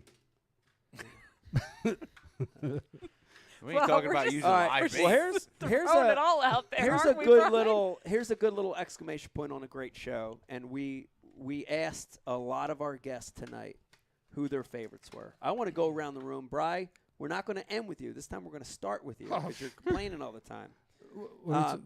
Give us your pick. You can only pick one. Give us your pick for the Classic next week. John Cox. John Cox. All right. Wow. Jake? Wow. Is he in the Classic? He's in the Classic. Is he? Sure he is. Sure he is. Threw his name out there and you didn't I thought they cut him out. No, he made it. He's in. So somebody got COVID last year, and then somebody got COVID last year, and they allowed you to drop your lowest tournament. So he dropped the one he got DQ'd from, and he made the Classic. Yeah, he's in. All right. Hold on a second. Jake, who you got? I'm hoping somebody. John Cox. Well, here's what I'm hoping. I'm hoping somebody gets COVID this year so I could drop my 90th finish. How do you feel about that? The new drop. You like it? Well, they don't have a drop yet. Somebody gets the Somebody gets COVID. Wait. You have to. Someone has to have COVID for the drop rule.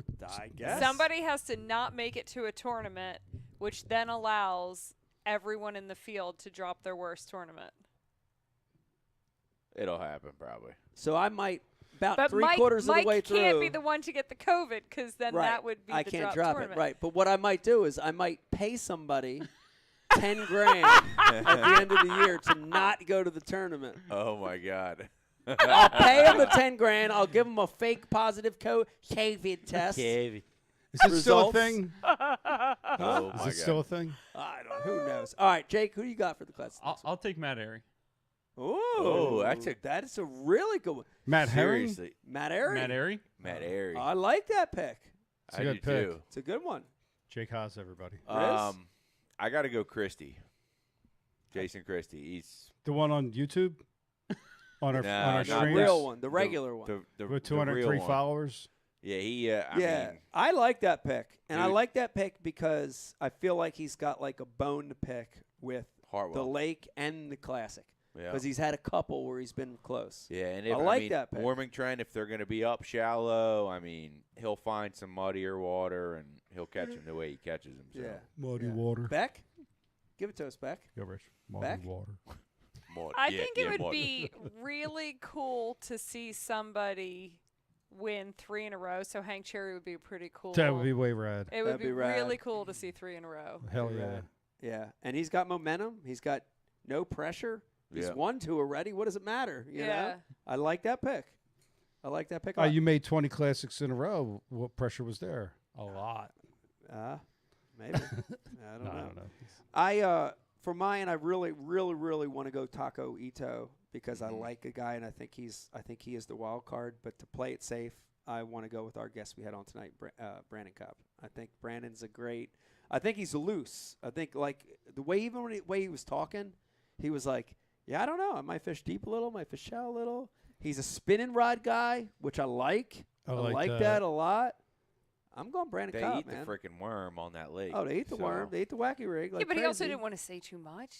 He didn't want to tell everyone how I felt like he showed a little chink in the armor. He had a little like lack of confidence. He's like, it's my least favorite time, and I I'm don't going to think fish he the was just- entire lake. I think he was just downplaying it. Maybe. And I'm a big Brandon Cobb fan. I think he's, Yeah. he's like a, Dude like you lives on said, water and Aaron. beer. Well, I felt like there's a little fighter in there. You know. It's like, Yeah.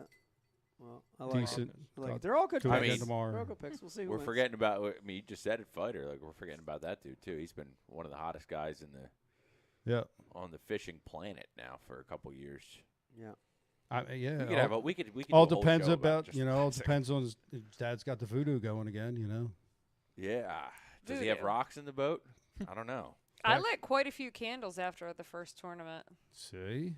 Didn't he join the Freemasons the year before he won? AOY? Seth? Yeah. Where's Brodzik when you need him? Damn it. No. Come on, Dave. Dave, if you're listening and He's- watching right now, I need a He's handler. not. He's worried about people fighting half a planet away. Oh, yeah, he's stocking up his ammo. So is it that serious? For the Russians? Oh, yeah, they're bombing people and shit's going down. World War III coming up, bro. What else? No. All right, everybody. All right. If we finish it now, we did a show in less than 3 hours. That's great. It was a great show. It was a great show. I, of course, want to thank you for watching and listening tonight. We talked about the Classic. It was really good. I want to thank our guests, Brandon Cobb, Mike Suchin, for coming on. Thank you guys for coming on. Want to thank our in-studio guests, Miss Rebecca, Rizzo, Jake, and Brian Carpenter. Thank you, guys. Also want to thank our sponsors one last time before we sign out. Oh, yeah, Powerbait Paul. One last time before we sign out. Becky, the Ike Live after party, Sunday after the Classic, March 6th. Barley's. Sometime after 7 p.m. We're going to close the joint. Yep. Show up. Facebook. Have a Founders with us. It's going to be a good night. Thank you, right. everybody, for watching. Good night. We'll see you soon. And Brandon Stewart, Facebook, like and share. Oh. Brandon Stewart. That was an impressive burp on cue.